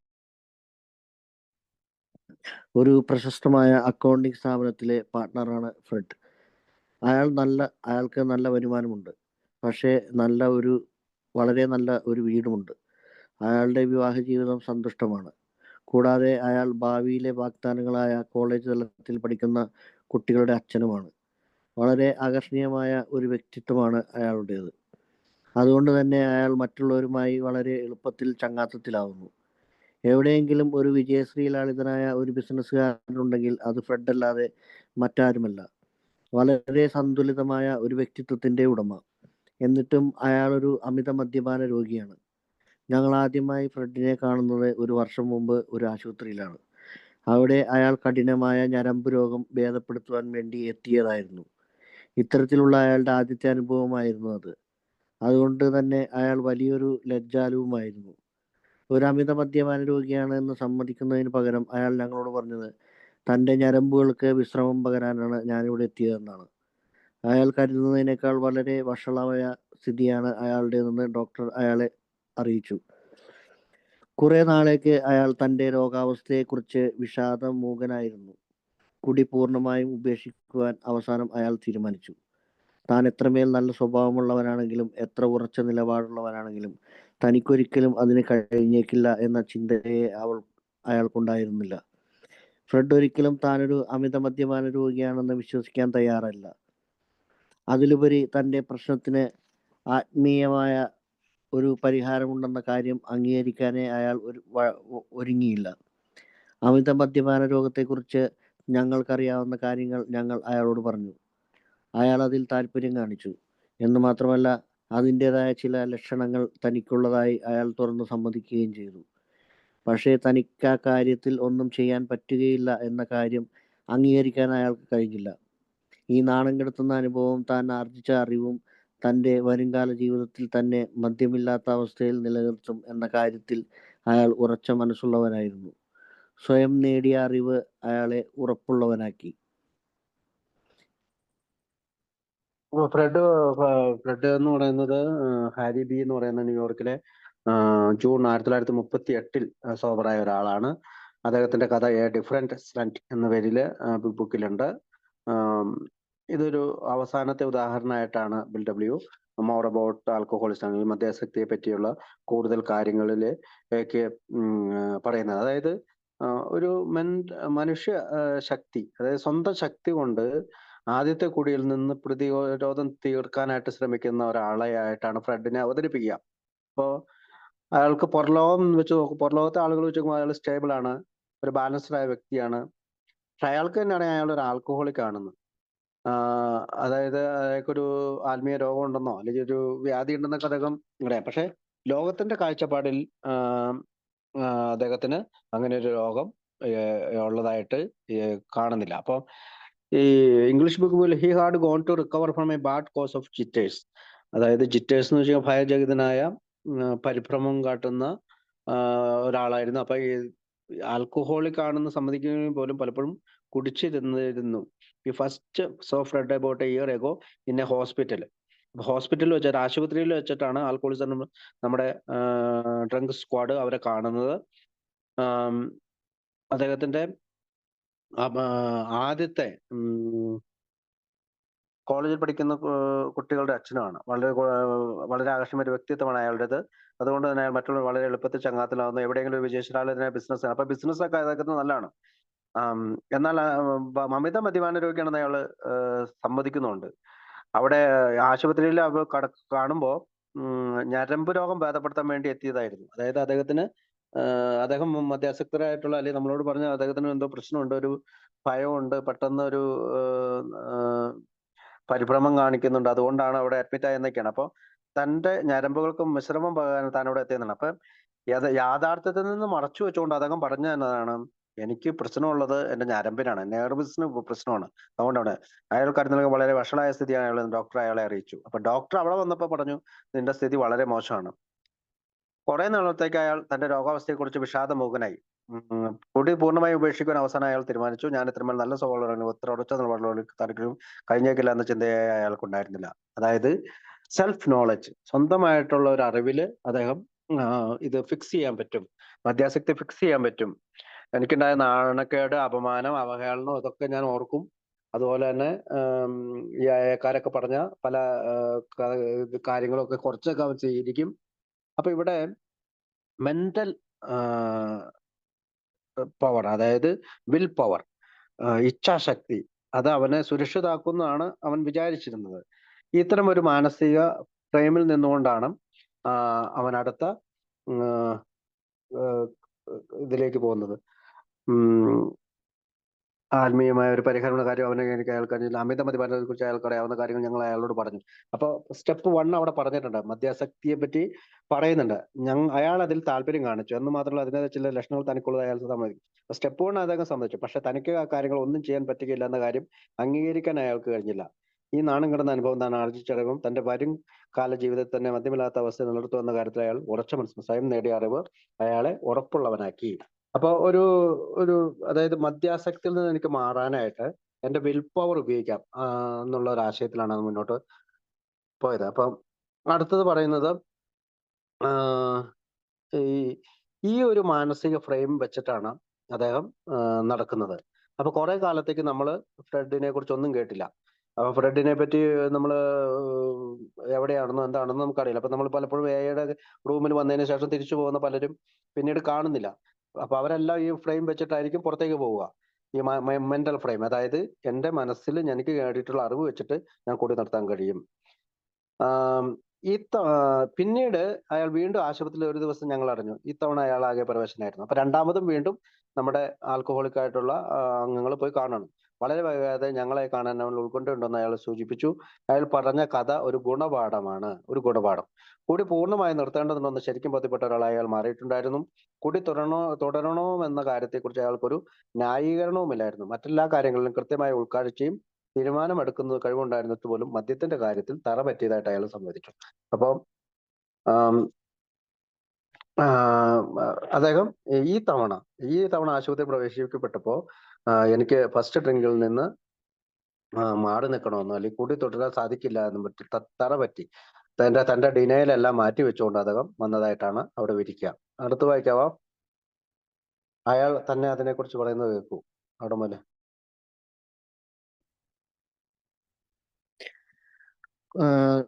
അയാൾ തന്നെ അതിനെക്കുറിച്ച് പറയുന്നത് കേൾക്കൂ. ഞാൻ നിങ്ങൾ അമിത മദ്യാസക്തിനെ കുറിച്ച് പറഞ്ഞ കാര്യത്തിൽ ആകർഷനായി. എനിക്കിനി ഒരിക്കലും കുടിക്കാൻ പറ്റില്ല എന്ന കാര്യത്തിൽ ഉറപ്പുണ്ടായിരുന്നു. ആദ്യത്തെ കുടിക്ക് ശേഷമുണ്ടാകുന്ന ഭ്രാന്തമായ അവസ്ഥയെക്കുറിച്ച് നിങ്ങൾ പറഞ്ഞ കാര്യങ്ങൾ എനിക്ക് വളരെ ഇഷ്ടപ്പെട്ടു.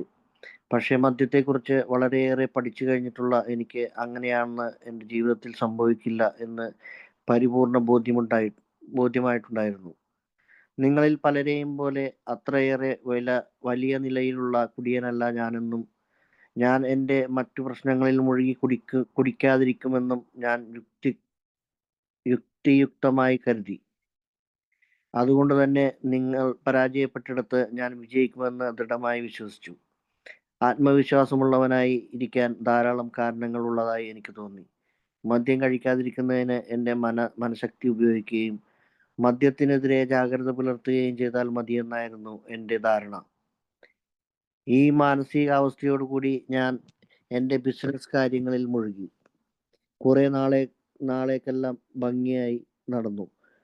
ഉപചാരവേളകളിൽ മദ്യം വേണ്ടെന്ന് പറയുന്നതിന് എനിക്ക് യാതൊരു പ്രയാസവും ഉണ്ടായില്ല. ഒരു നിസാര കാര്യത്തിന് വേണ്ടി ഞാൻ വേണ്ടതിലേറെ ക്ലേശിച്ചതല്ലേ എന്ന തോന്നലും എനിക്കുണ്ടായി. ഒരു ദിവസം അക്കൗണ്ടുകൾ സംബന്ധിച്ച കാര്യങ്ങൾ ഒരു ഗവൺമെന്റ് ഉദ്യോഗസ്ഥനുമായി ചർച്ച ചെയ്യുന്നതിനായി ഞാൻ വാഷിംഗ്ടണിലേക്ക് പോയി. ഈ കുടിക്കാത്ത അവസ്ഥയിലായിരുന്ന കുറച്ച് നാളുകൾക്ക് മുമ്പും ഞാൻ പുറം നാടുകളിൽ പോയിട്ടുണ്ട്. അതുകൊണ്ട് ഇതിൽ വലിയ പുതുമയൊന്നും തോന്നിയില്ല. ശാരീരികമായി നല്ല ഉന്മേഷവാനായിരിക്കുന്നതായി എനിക്ക് തോന്നി. പ്രയാസപ്പെടുത്തുന്ന തരത്തിലുള്ള എന്തെങ്കിലും പ്രശ്നമോ ദുഃഖങ്ങളോ ഒന്നും എനിക്കുണ്ടായിരുന്നില്ല. എൻ്റെ ബിസിനസ് നല്ല രീതിയിൽ നടന്നിരുന്നു. ഞാൻ വളരെ സന്തുഷ്ടനായിരുന്നു. എൻ്റെ പാർട്ട്ണർമാരും അങ്ങനെ തന്നെ ആയിരിക്കുമെന്ന് ഞാൻ കരുതുന്നു. ഒരു പരിപൂർണ ദിവസം അവസാനിക്കുകയായിരുന്നു. അന്തരീക്ഷത്തിൽ കാർമേഘപടലങ്ങളൊന്നുമില്ലായിരുന്നു.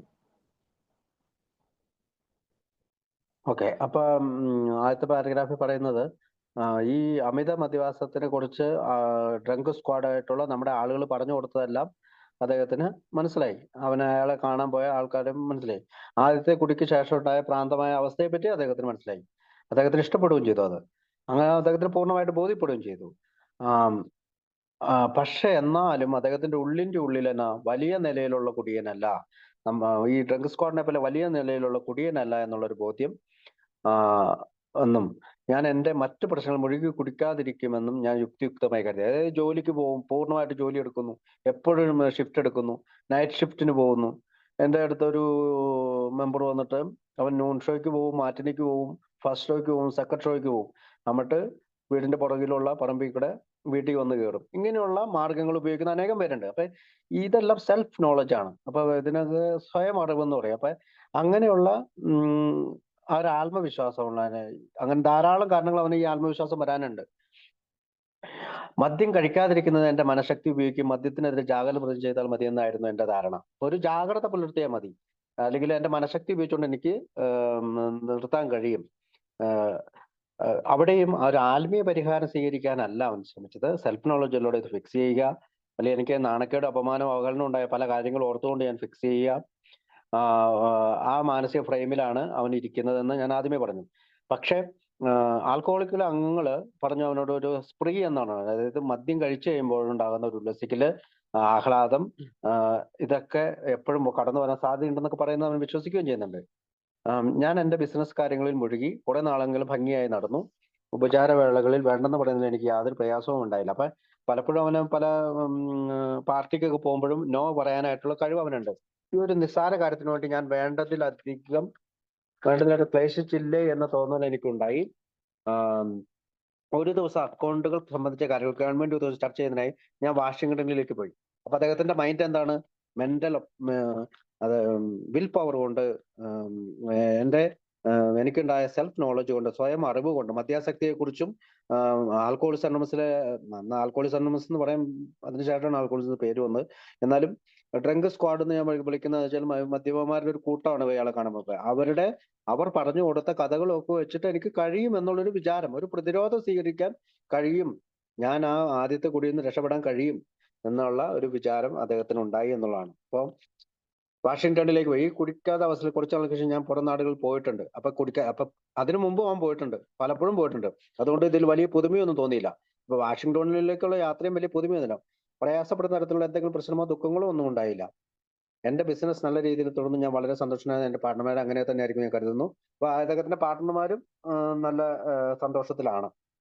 അപ്പൊ എവരിതിങ് ഫൈൻ അല്ലേ? വൺ ഫൈൻ ഡേ എന്നൊക്കെ പറഞ്ഞ പോലെ എല്ലാം ഫൈനാണ്. ഒരു പരിപൂർണ ദിവസം അവസാനിക്കുകയായിരുന്നു. അന്തരീക്ഷങ്ങൾ കാർമേഘ പടലങ്ങൾ ഒന്നും ഉണ്ടായിരുന്നില്ല. നമ്മൾ പറയില്ലേ, കാർമേഘ പടലങ്ങൾ എന്ന് വെച്ചാൽ പ്രശ്നങ്ങളൊന്നും ഉണ്ടായിരുന്നില്ല. അടുത്തത് വായിക്കാവോ? ഇത് വായിച്ചാണോ? ഞാൻ എന്റെ ഹോട്ടൽ ഇല്ല, ഇല്ല, വായിച്ചിട്ടില്ല. വായിക്കാം. ഞാൻ എൻ്റെ ഹോട്ടലിലേക്ക് ചെന്ന് ഡിന്നറിന് പോകാനൊരുങ്ങി. ഊണുമുറിയുടെ വിഭവസമൃദ്ധമായ ഭാഗം ഞാൻ മുറിച്ചു കിടന്നപ്പോൾ പെട്ടെന്ന് എൻ്റെ മനസ്സിലൂടെ ഭക്ഷണത്തിൻ്റെ കൂടെ സ്വല്പം മദ്യവും കുടിക്കാമെന്ന ചിന്ത കടന്നു വന്നു. അത്ര തന്നെ, പിന്നെ പറയാനില്ലല്ലോ. ഞാൻ മദ്യവും ഭക്ഷണവും ഒരുമിച്ച് ഓർഡർ കൊടുത്തു. വീണ്ടും ഒരെണ്ണം കൂടി പറഞ്ഞു. ഭക്ഷണം കഴിച്ചതിന് ശേഷം ഞാൻ കുറച്ച് നടക്കാൻ തീരുമാനിച്ചു. ഹോട്ടലിലേക്ക് ഞാൻ തിരിച്ചെത്തിയപ്പോൾ ഉറങ്ങാൻ പോകുന്നതിന് മുമ്പ് അല്പം വില കൂടിയ മദ്യം കഴിച്ചാലെന്ന് തോന്നി. അങ്ങനെ ഞാൻ ബാറിലേക്ക് കയറി. അന്ന് രാത്രി പിന്നീട് ഒരുപാട് കഴിച്ചതായും പിറ്റേന്ന് രാവിലെ അതിലേറെ കഴിച്ചതായും എനിക്ക് തോന്നുന്നു. എനിക്കൊരു മങ്ങിയ ഓർമ്മയുണ്ട്. ന്യൂയോർക്കിലേക്ക് യാത്ര ചെയ്തുകൊണ്ടിരിക്കുന്ന ഒരു വിമാനത്തിൻ്റെ സീറ്റിൽ ഞാൻ ഇരുന്നതായും എയറോഡ്രോമിൽ എൻ്റെ ഭാര്യയ്ക്ക് പകരം ഒരു ഡ്രൈവർ കാത്തിരുന്നതായും ഉള്ള ഓർമ്മ. ഈ ഡ്രൈവർ ഒരുപാട് ദിവസം എൻ്റെ സന്തത സഹചാരിയായി കൂടെ നടന്നു. ഞാൻ ഇവിടെയൊക്കെ പോയെന്നോ എന്തൊക്കെ പറഞ്ഞെന്നോ ചെയ്തെന്നോ എനിക്കൊട്ടും അറിഞ്ഞുകൂടാ. അവസാനമാണ് ഞാൻ അസഹനീയമായ മാനസിക വ്യഥതകളോടും ശാരീരിക വേദനകളോടും കൂടി ആശുപത്രിയിലെത്തിയത്. ബാക്കിയുള്ളവங்க വായിക്കാവോ? ഞാൻ എൻ്റെ ചിന്തിക്കാനുള്ള കഴിവ് വീണ്ടെടുത്തപ്പോൾ വാഷിംഗ്ടണിൽ വെച്ച് അന്നത്തെ സായാഹ്നത്തിലുണ്ടായ കാര്യങ്ങൾ ഓർക്കാൻ ശ്രമിച്ചു. മദ്യത്തിനെതിരെ ജാഗരൂകത പുലർത്തിയില്ല എന്ന് മാത്രമല്ല, ആദ്യത്തെ കുടിക്കെതിരായി ഞാനൊരു പോരാട്ടവും നടത്തിയിട്ടില്ല എന്നെനിക്ക് മനസ്സിലായി. ഇത്തവണ ഞാൻ കുടിയുടെ അനന്തരഫലങ്ങളെപ്പറ്റി ഒട്ടും തന്നെ ചിന്തിച്ചിരുന്നില്ല. ഏതാണ്ട് സ്വാദിഷ്ട ഭക്ഷണം കഴിക്കും പോലെയാണ് ഞാൻ മദ്യം കഴിക്കാൻ തുടങ്ങിയത്. എൻ്റെ മദ്യപാന രോഗികളായ സുഹൃത്തുക്കൾ എന്നോട് പറഞ്ഞ കാര്യങ്ങൾ ഞാനിപ്പോൾ കൃത്യമായി ഓർക്കുന്നു. എനിക്കൊരു മദ്യാസക്തമായ മനസ്സാണെങ്കിൽ സമയവും സന്ദർഭവും ഒത്തുവരുമ്പോൾ വീണ്ടും ഞാൻ കുടിക്കുമെന്ന് അവർ പ്രവചിച്ചിരുന്നു. ഞാൻ എന്തെങ്കിലും തടസ്സവാദം ഉയർത്തിയിട്ടുണ്ടെങ്കിൽ തന്നെ അത് കുടിക്കാൻ വേണ്ടിയുള്ള എന്തെങ്കിലും നിസ്സാര കാര്യത്തിനു മുമ്പിൽ നിഷ്പ്രഭമായി പോകുമെന്ന് അവർ പറഞ്ഞിട്ടുണ്ടായിരുന്നു. അതെ, അത് തന്നെയാണ് സംഭവിച്ചത്. അഥവാ അതിനേക്കാൾ കൂടുതലായിട്ടാണ് സംഭവിച്ചത്. കാരണം അമിത മദ്യാസക്തിനെ കുറിച്ച് ഞാൻ എന്തൊക്കെയോ പഠിച്ചു വെച്ചിട്ടുണ്ടായിരുന്നു. അതൊന്നും തന്നെ എൻ്റെ മനസ്സിലേക്ക് വന്നതേയില്ല. ആ നിമിഷം മുതൽ ഞാൻ മനസ്സിലാക്കി, ഞാനൊരു അമിത മദ്യപാന ശക്തിയുള്ള മനസ്സിൻ്റെ ഉടമയാണെന്ന്. ഇത്തരം വിചിത്രമായ മാനസിക ഘടനയുള്ളപ്പോൾ മനഃശക്തി കൊണ്ടും മറ്റു തരത്തിലുള്ള അറിവ് കൊണ്ടും യാതൊരു പ്രയോജനവുമില്ലെന്ന് ഞാൻ മനസ്സിലാക്കി. ഒരു പ്രശ്നം അവരെ ആശയത്ത നിലയിൽ അടിമപ്പെടുത്തി എന്ന് പറയുന്നവരുടെ വാക്കുകൾ മനസ്സിലാക്കാൻ എനിക്കൊരിക്കലും കഴിഞ്ഞിട്ടുണ്ടായിരുന്നില്ല. എനിക്കിപ്പോൾ മനസ്സിലായി, അതൊരു വല്ലാത്ത അടി തന്നെയായിരുന്നു. ഓക്കെ, അപ്പോ നമുക്കറിയാം ഇവിടെ സ്റ്റെപ്പ് 1 എന്താണ്? ഞാൻ അഡ്മിറ്റ് ആകണം. ഞാൻ അഡ്മിറ്റ് ചെയ്യണം, അല്ലെങ്കിൽ സമ്മതിക്കണം, എനിക്ക് പൂർണ്ണമായിട്ട് മദ്യാസക്ത പ്രശ്നമുണ്ട്, ഞാനൊരു മദ്യാസക്ത രോഗിയാണ് അല്ലെങ്കിൽ മദ്യാസക്തനാണ്. പക്ഷെ ഇദ്ദേഹം എന്താണ്, അദ്ദേഹം പകുതി വഴിക്ക് എത്തിയിട്ടുണ്ട് അല്ലെ? നിങ്ങൾ പറഞ്ഞു കുറെയൊക്കെ ശരിയാണെന്ന് പറയുന്നുണ്ടെങ്കിലും പൂർണ്ണമായി സമ്മതിച്ചില്ല.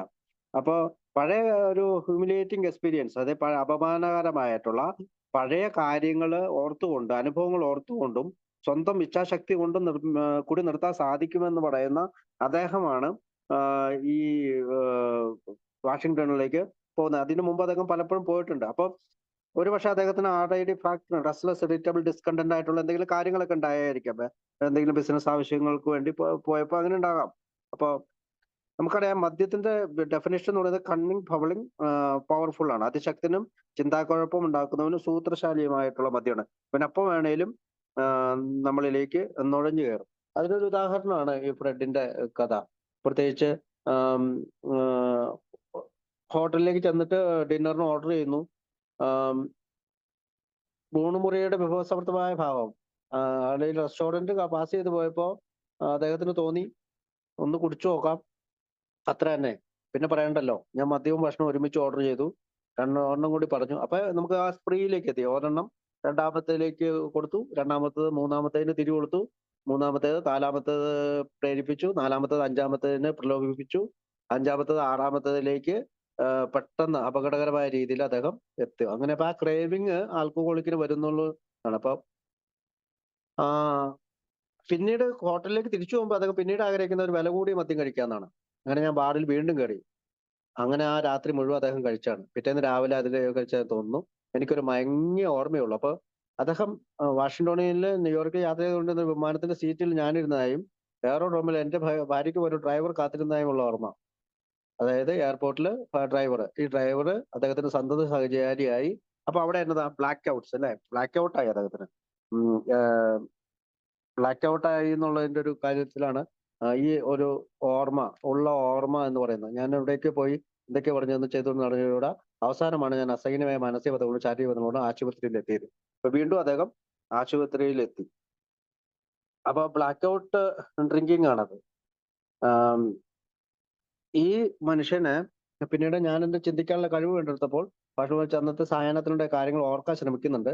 മദ്യത്തിനെതിരായ ജാഗ്രത പുലർത്തിയിട്ടില്ല. അപ്പൊ മദ്യത്തിനെതിരായ ഒരു ജാഗരൂകത ഉണ്ടായിട്ടില്ല.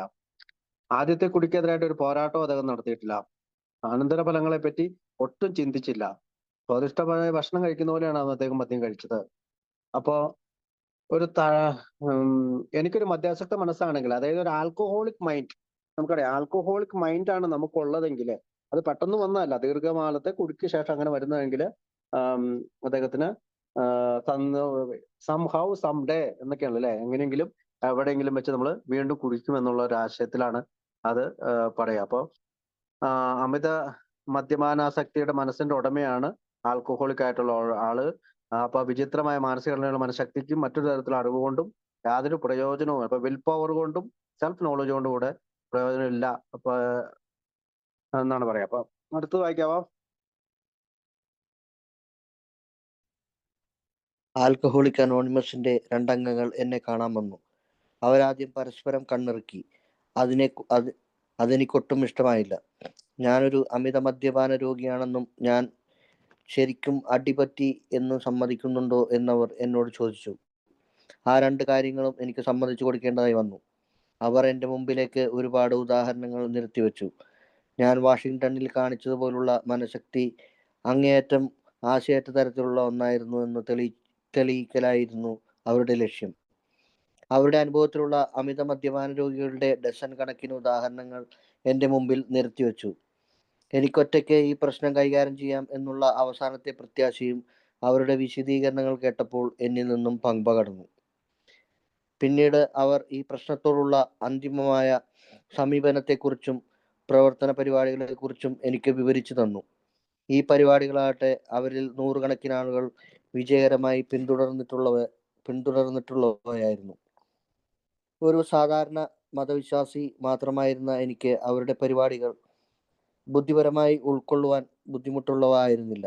പക്ഷേ പ്രവർത്തന പദ്ധതി മനസ്സിലാക്കാത്ത നിലയിലുള്ളതായിരുന്നുവെങ്കിലും വളരെ കടുത്തതായിരുന്നു. ഞാൻ അതുവരെ ആലോചിച്ചുറപ്പിച്ചിരുന്ന ധാരണകൾ എൻ്റെ മനസ്സിൻ്റെ ജാലകത്തിൽ നിന്ന് പുറത്തടിക്കടിച്ചു കളയേണ്ടതായിരുന്നു എന്നതാണ് അതിൻ്റെ അർത്ഥം. അതത്ര എളുപ്പമായിരുന്നില്ല. പക്ഷേ ആ പദ്ധതി എൻ്റെ ജീവിതത്തിലേക്ക് പകർത്തുവാൻ ശ്രമിച്ചാൽ രോഗത്തിന് ശമനം ലഭിക്കുന്നതായി എനിക്ക് തോന്നി. പിന്നീട് അത് അങ്ങനെ തന്നെയാണ് എന്ന് തെളിയിക്കുകയും ചെയ്തു. Thank you. അപ്പം ഇവിടെ ആൽക്കഹോളിക് മൈൻഡ് എന്ന് പറയുന്നത് ഒരു ദീർഘകാലം കുടിച്ചതിന് ശേഷം ഒരു പ്രോഗ്രഷനിൽ എത്തിയതിന് ശേഷം നമുക്ക് വരുന്ന ഒരു മെന്റൽ കണ്ടീഷനാണ്. അതായത് നമ്മൾ കുടിച്ച് മെന്റൽ ഒബ്സഷൻ വരും. നമുക്ക് എന്ത് സാഹചര്യം വന്നാലും ചിലപ്പോൾ നമുക്ക് ദേഷ്യം അങ്ങനെയൊക്കെ വരുമ്പോൾ RID ഫാക്ടർ വരുമ്പോൾ നമുക്ക് പെട്ടെന്ന് കുടിക്കാൻ തോന്നും. ഇവിടെ ഉള്ള ഒരു അങ്ങനെയുള്ള ഒരു മനുഷ്യനാണ് ഇദ്ദേഹം. അപ്പം ഇദ്ദേഹത്തിനോട് നമുക്ക് പലപ്പോഴും പറയാം ഈ പ്രോബ്ലം മനസ്സിന്റെ പ്രോബ്ലം കിടക്കുന്ന എവിടെയാണ്? മാനസികമാണ്. ശാരീരികം എന്നതിനേക്കാൾ ഉപരി മാനസികമാണെന്ന് ഒരു പരിഹാരമുണ്ടതിൽ നമ്മൾ ബിഗ് ബുക്ക് തന്നെ പറയുന്നുണ്ട്. ഇപ്പൊ ഇദ്ദേഹത്തിന്റെ അടുത്ത് കുടിച്ചതിന് ശേഷം 2 ആൽക്കഹോളിക് അംഗങ്ങൾ, അതായത് മിക്കവാറും ബിൽ വിൽസണും ഹാങ് പിയോ അല്ലെങ്കിൽ ബിൽ വിൽസണും ഫിറ്റ്സ്മായോ അവരായിരിക്കും ന്യൂയോർക്കിലായതുകൊണ്ട് വന്ന്. അവര് കണ്ണിറുക്കി എന്നാണ് കാണിക്കുക. ഗ്രിന്നഡ് എന്നാണ്. യഥാർത്ഥത്തിൽ ഗ്രിന്നഡ് എന്ന് പറയുന്നതിന് ഗോഷ്ടി എന്നാണ്. അതായത് നമ്മുടെ മുഖം കൊണ്ട് നമുക്കറിയാം, നമ്മൾ ഒരു ആൽക്കഹോളിക്ക് വീണ്ടും തിരിച്ചു കുടിച്ചിട്ട് ഇനി വന്നാൽ എന്ന രീതിയിൽ അറിയാതെ നമ്മുടെ ഫേസിലേക്ക് അങ്ങനെ വരും. അപ്പൊ അത് ഇയാൾക്ക് ഇഷ്ടപ്പെട്ടില്ല. അത് ഇവിടെ പറയുന്നുണ്ട്. അതെനിക്ക് ഒട്ടും ഇഷ്ടമായില്ല. ഞാൻ അമിത മദ്യപാന രോഗിയാണെന്ന് ഞാൻ ശരിക്കും അടിപറ്റി എന്ന് സമ്മതിക്കുന്നുണ്ടെന്ന് അവിടെ എന്നോട് ചോദിച്ചു. ആ 2 കാര്യങ്ങൾ എനിക്ക് സമ്മതിച്ചു കൊടുക്കേണ്ടതായി വന്നു. അവിടെ എന്റെ മുമ്പിലേക്ക് ഒരുപാട് ഉദാഹരണങ്ങൾ നിർത്തി വെച്ചു. അപ്പോ വാഷിങ്ടണിൽ വെച്ച് അദ്ദേഹം എന്നെ കാണിച്ച വിൽ പവർ കൊണ്ട് നിർത്താം എന്നാണ്. പക്ഷെ ആശയറ്റ തീർന്ന ഒരാൾക്ക് അത് സാധിക്കുകയില്ല. അങ്ങനെയുള്ള കാര്യങ്ങളൊക്കെ അതൊക്കെ പറഞ്ഞു തന്നപ്പോൾ സ്റ്റെപ്പ് 1 ഒരു ഇതൊക്കെ വീണ്ടും പറഞ്ഞു കൊടുത്തു. പിന്നീട് അവർ ആ പ്രശ്നത്തിലുള്ള അന്തിമമായ സമയത്തെ കുറിച്ച് പ്രവർത്തന പരിപാടികളെ കുറിച്ച് എനിക്ക് വീഴ്ച തന്നു. അപ്പോൾ എന്താണ് പ്രവർത്തന പരിപാടി? Plan of action. എന്താണ്? നമ്മുടെ 12 പടികൾ. പിന്നെ അന്ന് 12 പടികൾ ഉണ്ടാവില്ല. ബിഗ് ബുക്കിന്റെ അടുത്ത അധ്യായങ്ങളിലാണല്ലോ അത് വരുന്നത്. ഏതായാലും നമുക്ക് അത് 12 പടികൾ പ്ലാൻ ഓഫ് ആക്ഷൻ എന്ന് നമുക്ക് പറയാം. 12 പടികൾ. അപ്പൊ ഒരു സാധാരണ മതവിശ്വാസി പോലെയുള്ള എനിക്ക് അവരുടെ പരിപാടി ബുദ്ധിപരമായി ഉൾക്കൊള്ളുവാൻ ബുദ്ധിമുട്ടുള്ളതായിരുന്നില്ല. അപ്പൊ ഇതൊക്കെ ഒരു മതവിശ്വാസി ആയതുകൊണ്ട് അതായത് ഇച്ചിരി കൂടി എളുപ്പമായി. പക്ഷെ പ്രവർത്തന പദ്ധതി മനസ്സിലാക്കാത്ത തരത്തിലുള്ള വളരെ കടുത്തതായിരുന്നു. ഞാൻ അതുവരെ ആലോചിച്ചുറച്ചിരുന്ന ധാരണകൾ എന്റെ മനസ്സിന്റെ ജാലകത്തിൽ നിന്ന് പുറത്തേക്ക് അടിച്ചു കളയേണ്ടതായിരുന്നു എന്നതാണ് അതിന്റെ അർത്ഥം. അത് അത്ര എളുപ്പമായിരുന്നില്ല. എന്താണ്? ഡിനയൽ, അല്ലെ? എല്ലാം എടുത്തു മാറ്റി മുന്നോട്ട് പോവുക. ഇപ്പം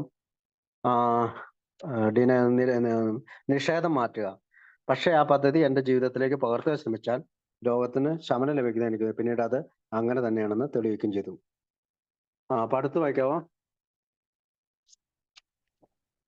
നമുക്കിതൊന്നും അങ്ങ് തീർക്കാം. 2 പാരഗ്രാഫ് 3 പാരഗ്രാഫ്. അതുപോലെ തന്നെ പ്രധാനപ്പെട്ട ഒരു കണ്ടെത്തലായിരുന്നു ആത്മീയ തത്വങ്ങൾ എൻ്റെ ജീവിതത്തിലെ എല്ലാ പ്രശ്നങ്ങളും പരിഹരിക്കുമെന്നത്. ആ നിമിഷം മുതൽ കൂടുതൽ സംതൃപ്തകരമായ ഒരു ജീവിതം ഞാൻ നയിച്ചു. ഞാൻ ജീവിച്ചിരുന്നതിനേക്കാൾ കൂടുതൽ പ്രയോജനകരമായ ഒരു ജീവിതമായിരുന്നു അതെന്ന് കരുതുന്നു. എൻ്റെ മുൻപുകാല ജീവിതം ഒരു രീതിയിലും മോശമായിരുന്നില്ല. പക്ഷേ എൻ്റെ ഇപ്പോഴുള്ള ഏറ്റവും മോശമായ ജീവിതം കൊടുത്തുപോലും മുൻകാല ജീവിതത്തിലെ ഏറ്റവും മഹത്തരമായ നിമിഷങ്ങൾ പകരം വാങ്ങില്ല. എനിക്ക് സാധിക്കുമെങ്കിൽ തന്നെ ഞാൻ ആ പഴയ ജീവിതത്തിലേക്ക് തിരിച്ചു പോകില്ല. ഫ്രെഡിന്റെ കഥ സ്വയം അവിടെ പറയുന്നതെന്ന് വെച്ചാല് my waste day sober is still better than my best day drinking. അതായത് നമ്മുടെ സുബോധാവസ്ഥയിലെ ഏറ്റവും മോശപ്പെട്ട ദിവസം പോലും കുടിയുടെ കാലത്തെ ഏറ്റവും നല്ല ദിവസത്തെക്കാളും നല്ലതാണ് എന്നുള്ളതാണ്. അപ്പം അതൊരിക്കലും അതുപോലെ ഇപ്പൊ അദ്ദേഹം പറയാണ്, ആത്മീയ തത്വങ്ങൾ എന്റെ ജീവിതത്തിലെ എല്ലാ പ്രശ്നങ്ങളും പരിഹരിക്കും എന്നത് ഒരു പ്രധാനപ്പെട്ട കണ്ടെത്തലാണ്. അയാൾ ഡിസ്കവേർഡ്, അതല്ലേ, അയാൾ കണ്ടെത്തുകയാണ്. അപ്പം ആ നിമിഷം മുതൽ കൂടുതൽ സംതൃപ്തികരമായ ഒരു ജീവിതം ഞാൻ നയിച്ചു. അപ്പൊ മാനസികമായിട്ടുള്ള ഒരു ആരോഗ്യം അദ്ദേഹത്തിന് ലഭിച്ചു. ഞാൻ ജീവിച്ചതിനേക്കാൾ കൂടുതൽ പ്രയോജനമായ ഒരു ജീവിതമായിരുന്നു അത്. അതായത് അതുവരെ ജീവിച്ചതിനേക്കാളും എന്റെ മുൻകാല ജീവിതം ഒരു രീതിയിലും മോശമായിരുന്നില്ല. പക്ഷെ എന്റെ ഇപ്പോഴത്തുള്ള ഏറ്റവും മോശമായ ജീവിതം കൊടുത്തു പോലും മുൻകാല ജീവിതം ഏറ്റവും മഹത്തരമായ നിമിഷങ്ങൾ പോലും വാങ്ങില്ല. എനിക്ക് സാധ്യമായി ഞാൻ ആ പഴയ ജീവിതത്തിലേക്ക് തിരിച്ചു പോകില്ല എന്നാണ്. ഒരിക്കലും തിരിച്ചു പോകില്ല എന്നാണ് അദ്ദേഹം പറയുന്നത്. അപ്പൊ അടുത്ത് വായിക്കാവാം. അടുത്ത 2 പാരഗ്രാഫ്. ഫ്രെഡിന്റെ കഥ സ്വയം സംസാരിക്കുന്ന ഒന്നാണ്. അയാളെപ്പോലുള്ള ആയിരക്കണക്കിന് ആളുകൾ ഇത് ബാധകമാണെന്ന് ഞങ്ങൾ കരുതുന്നു. ആദ്യം അല്പം മദ്യം മാത്രമേ അയാൾ കഴിച്ചിട്ടുണ്ടായിരുന്നുള്ളൂ. മറ്റു പല അമിത മദ്യപാനികളെയും സംബന്ധിച്ചിടത്തോളം അവരുടെ പ്രശ്നങ്ങൾ പരിഹരിക്കാത്ത നിലയിൽ അവരെത്തുന്നതിന് മുമ്പ് വളരെ മോശമായ രീതിയിൽ ഒരുപാട് മദ്യം അവർക്ക് കഴിക്കേണ്ടി വന്നേക്കും. ഞങ്ങളുടെ അനുമാനങ്ങളുമായി പല ഡോക്ടർമാരും മനഃശാസ്ത്രജ്ഞന്മാരും യോജിക്കുന്നു. അങ്ങനെ യോജിക്കുന്നവരിൽ ഒരാൾ ലോകപ്രശസ്തമായ ആശുപത്രിയിലെ സ്റ്റാഫ് അംഗം ഞങ്ങളോട് താഴെ പറയുന്ന പ്രസ്താവന നടത്തിയിട്ടുണ്ട്. അമിത മദ്യപാന രോഗികളുടെ ഗതികേടിനെക്കുറിച്ചും അവരുടെ പൊതുവായ ആശയറ്റ അവസ്ഥയെക്കുറിച്ചും നിങ്ങൾ പറയുന്നത് എൻ്റെ അഭിപ്രായത്തിൽ ശരിയാണ്. നിങ്ങളുടെ രണ്ടുപേരുടെ കഥകൾ കേട്ട എനിക്ക് ഒട്ടും സംശയമില്ല. നിങ്ങൾ 100% ആശയറ്റവരായിരുന്നു എന്ന് ദൈവസഹായമൊഴിച്ച് എനിക്കതിന് കഴിയുമായിരുന്നെങ്കിൽ ഈ ഹോസ്പിറ്റലിൽ രോഗിയാവാൻ തയ്യാറായി നിങ്ങൾ വന്നാൽ തന്നെ ഞാൻ നിങ്ങളെ ഇവിടെ എടുക്കില്ലായിരുന്നു. നിങ്ങളെപ്പോലുള്ള ആളുകളെ കാണുന്നത് തന്നെ ഹൃദയഭേദകമായ കാഴ്ചയാണ്. ഞാൻ ഒരു മതവിശ്വാസി അല്ലെങ്കിൽ തന്നെ ഞങ്ങളുടേതുപോലുള്ള കാര്യങ്ങളിൽ നിങ്ങൾ പുലർത്തുന്ന ആത്മീയമായ സമീപനത്തോട് എനിക്ക് അതിയായ ബഹുമാനമുണ്ട്. മിക്കവാറും എല്ലാ കാര്യങ്ങളിലും മറ്റൊരു പരിഹാരമില്ല. ഒന്നുകൂടി, ആദ്യത്തെ കുടിയുടെ കാര്യത്തിൽ അമിത മദ്യപാന രോഗിക്ക് ചില സമയങ്ങളിൽ ചെറുത്തുനിൽപ്പിന് യാതൊരു മാനസികമായ ഉപാധിയുമില്ല. വളരെ വിരളമായ ചില അപവാദങ്ങൾ ഒഴിവാക്കിയാൽ അയാൾക്കോ മറ്റാർക്കെങ്കിലുമോ എന്തെങ്കിലും ഉപാധികൾ നൽകുവാൻ സാധ്യമാവില്ല. അയാൾക്കുള്ള ചെറുത്തു നിൽക്കാനുള്ള ശക്തി ദൈവത്തിൽ നിന്നു തന്നെ വരണം. ഓക്കെ.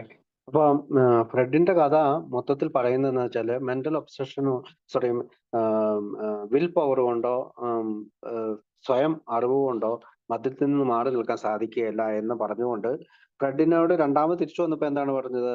അവരൊരു സ്പിരിച്വൽ ആൻസേഴ്സ് കൊടുത്തു അല്ലെ? ആത്മീയമായിട്ടുള്ള ചില കണ്ടെത്തലുകളാണ്. സ്റ്റെപ്പ് 2. സ്റ്റെപ്പ് 1 അതങ്ങനെ സ്റ്റെപ്പ് 2 കൊടുത്തു. പിന്നെ പറയുന്നത് പ്രോഗ്രാം ഓഫ് ആക്ഷൻ, അതായത് ഈ പടികളുടെ ഒരു ആക്ഷൻ അദ്ദേഹം ചെയ്തു. സെൻസിബിൾ എന്നുള്ള വാക്കാണ്. അപ്പൊ ഒരു വിവേകപൂർണമായിട്ടുള്ള ബുദ്ധിപൂർവമായിട്ടുള്ള അനുഭവമായിരുന്നു അത്. പിന്നെ വാസ് പ്രെറ്റി ഡ്രാസ്റ്റിക് എന്നാണ്. ഡ്രാസ്റ്റിക് എന്ന് വെച്ചാൽ കർക്കശമായ, കടുത്ത വീര്യമുള്ളതാണ്. ഈ പടികൾ ചെയ്യുമ്പോൾ നമുക്ക് കൂടുതൽ വീര്യമുള്ളതായിട്ട് തോന്നും. അപ്പൊ അത് പറഞ്ഞതിന് ശേഷം അവസാനത്തെ പാരഗ്രാഫിലേക്ക് കടക്കുമ്പോൾ വ്രിങ്ക്ലർ എന്നൊരു വാക്ക് അവിടെ ഉപയോഗിക്കുന്നത്, പിഴിയുക എന്ന്. അപ്പൊ ശരിക്കും ഫ്രെഡിന്റെ സ്റ്റോറി നമ്മളോട് പറയുന്നത് സ്വയം സംസാരിക്കുന്ന ഒന്നാണ്. ആയിരക്കണക്കിന് ആൾക്ക് ഇത് ബാധകമാണ് ഞങ്ങൾ കരുതുന്നു. ആദ്യം അല്പം മദ്യം മാത്രമേ അയാൾ കഴിച്ചിട്ടുണ്ടായിരുന്നുള്ളൂ.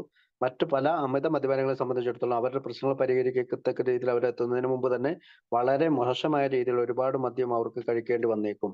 അപ്പൊ once an alcoholic always alcoholic. അപ്പൊ ഈ പ്രോബ്ലം എല്ലാ alcohol, most alcohol have to be pretty badly wrinkled before they really commence to solve their problems. അപ്പൊ പ്രശ്നങ്ങൾ പരിഹരിക്കുന്നതിന് മുമ്പേ അവർ അധികം കുടിക്കേണ്ടി വന്നേക്കും എന്നുള്ളതാണ് ആ വാക്ക് ഉപയോഗിക്കുക. അവസാനത്തെ പാരഗ്രാഫില് ഡോക്ടർ പേഴ്സി പോളിയോക്ക് എന്ന് പറയുന്ന ഡോക്ടറുടെ ഒരു ഇതാണ്. ഞങ്ങളുടെ അനുമാനങ്ങളിൽ പല ഡോക്ടർമാരും മനഃശാസ്ത്രജ്ഞന്മാരും യോജിക്കുന്നു.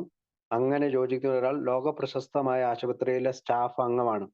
ബെല്ലിവ്യൂ hospital, New York, department of mental hygiene എന്ന് പറയുന്ന അവിടെ ഉള്ള ഡോക്ടർ പേഴ്സി പോളിയോക്കാണ് ഈ വാക്ക് പറഞ്ഞിട്ടുള്ളത്. എന്താണ്?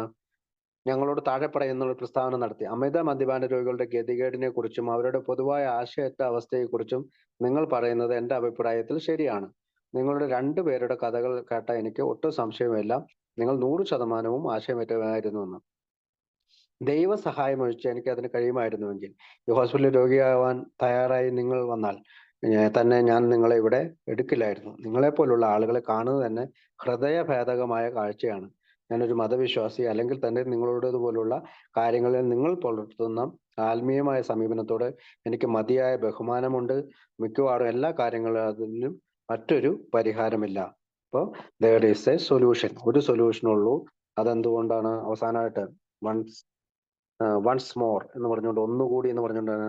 ആദ്യത്തെ കുടിയുടെ കാര്യത്തിൽ അമിത മദ്യപാന രോഗിക്ക് ചില സമയങ്ങളിൽ ചെറുത്തു നിൽപ്പിന് യാതൊരു മാനസികമായ ഉപാധിയുമില്ല. മെന്റൽ ഡിഫൻസ് ഇല്ല നമുക്ക്. വളരെ വിരളമായ ചില അപവാദങ്ങൾ ഒഴിവാക്കി അയാൾക്കോ മറ്റാർക്കും എന്തെങ്കിലും ഉപാധികൾ നൽകുവാൻ സാധ്യവുമല്ല. അയാൾക്കുള്ള ചെറുത്തു നിൽപ്പിനുള്ള ശക്തി ദൈവത്തിൽ നിന്ന് തന്നെ വരണം. His defence must come from a higher power. ഇവിടെ ദൈവം എന്നാണ് കൊടുത്തേക്കണേ. ഇംഗ്ലീഷ് ബുക്കിൽ ഉന്നത ശക്തി എന്നാണ് കൊടുത്തേക്കണേ. His defence must come from a higher power. ഉന്നത ശക്തിയിൽ നിന്ന് വരണം. അപ്പോ ഹിസ് ഡിഫൻസ് മസ്റ്റ് എന്നുള്ള സെൽഫ് നോളജ് എവിടെ നിന്നാണ് വരേണ്ടത്? ദൈവത്തിൽ നിന്നോ നമുക്ക് ഹയർ പവർ എന്നാണ് പ്രവൃത്തി കൊടുത്തേക്കണത്. അപ്പൊ ഉന്നത ശക്തിയിൽ നിന്ന്, അല്ലെങ്കിൽ തന്നെക്കാൾ വലിയൊരു ശക്തിയിൽ നിന്ന് വരണം എന്ന് പറഞ്ഞുകൊണ്ടാണ്. അപ്പൊ നമ്മൾ ഒന്നും കൂടി ഓർക്കണം. മാൻ അറ്റ് 30, 30 വയസ്സുള്ള ആളുടെ കഥ പറഞ്ഞു. ജിമ്മിന്റെ കഥ പറഞ്ഞു. ജയവാക്കറിന്റെ കഥ പറഞ്ഞു. ഫ്രെഡിന്റെ വരുന്നത് 4 ഉദാഹരണങ്ങളിലൂടെ 43-ാമത്തെ പേജ് വരെ ഡോക്ടർ സിൽക്വർത്തിന്റെ ചാപ്റ്റർ ഉൾപ്പെടെ നമ്മൾ എന്താണ് പഠിപ്പിക്കുന്നത് എന്ന് വെച്ചാല്, അല്ലെങ്കിൽ എന്താണ് നമ്മളോട് ചിന്തിക്കാൻ പറയുന്നതെന്ന് വെച്ചാല്, we want A higher power, നമുക്കൊരു ഉന്നത ശക്തിയുടെ ആവശ്യമുണ്ട്. അപ്പൊ ഇതുവരെ നമ്മൾ മെന്റൽ ഒബ്സഷനെ കുറിച്ചും ഒക്കെ പറഞ്ഞു. ഇനി നമ്മൾ ഇതിനകത്ത് പോകുന്ന വഴിക്കൊക്കെ ഇതൊക്കെ പറയുന്നുണ്ട്. അപ്പൊ ഏതായാലും പിന്നീട് ഇനിയുള്ള ചാപ്റ്ററുകളെല്ലാം ഈ ഹയർ പവർ കണ്ടെത്താനായിട്ടുള്ള, അല്ലെങ്കിൽ പവറിനെ കണ്ടെത്താനായിട്ടുള്ള നമ്മുടെ പ്രോഗ്രാം ഓഫ് അല്ലെങ്കിൽ പ്ലാൻ ഓഫ് ആക്ഷൻ ആണ്, പ്ലാൻ ഓഫ് ആക്ഷൻ. അപ്പൊ ഇത്രയും പറഞ്ഞുകൊണ്ട് ഇന്ന് കേട്ടിരുന്ന എല്ലാവർക്കും നന്ദി പറഞ്ഞുകൊണ്ട് ഞാൻ നിർത്തുന്നു. Thank you.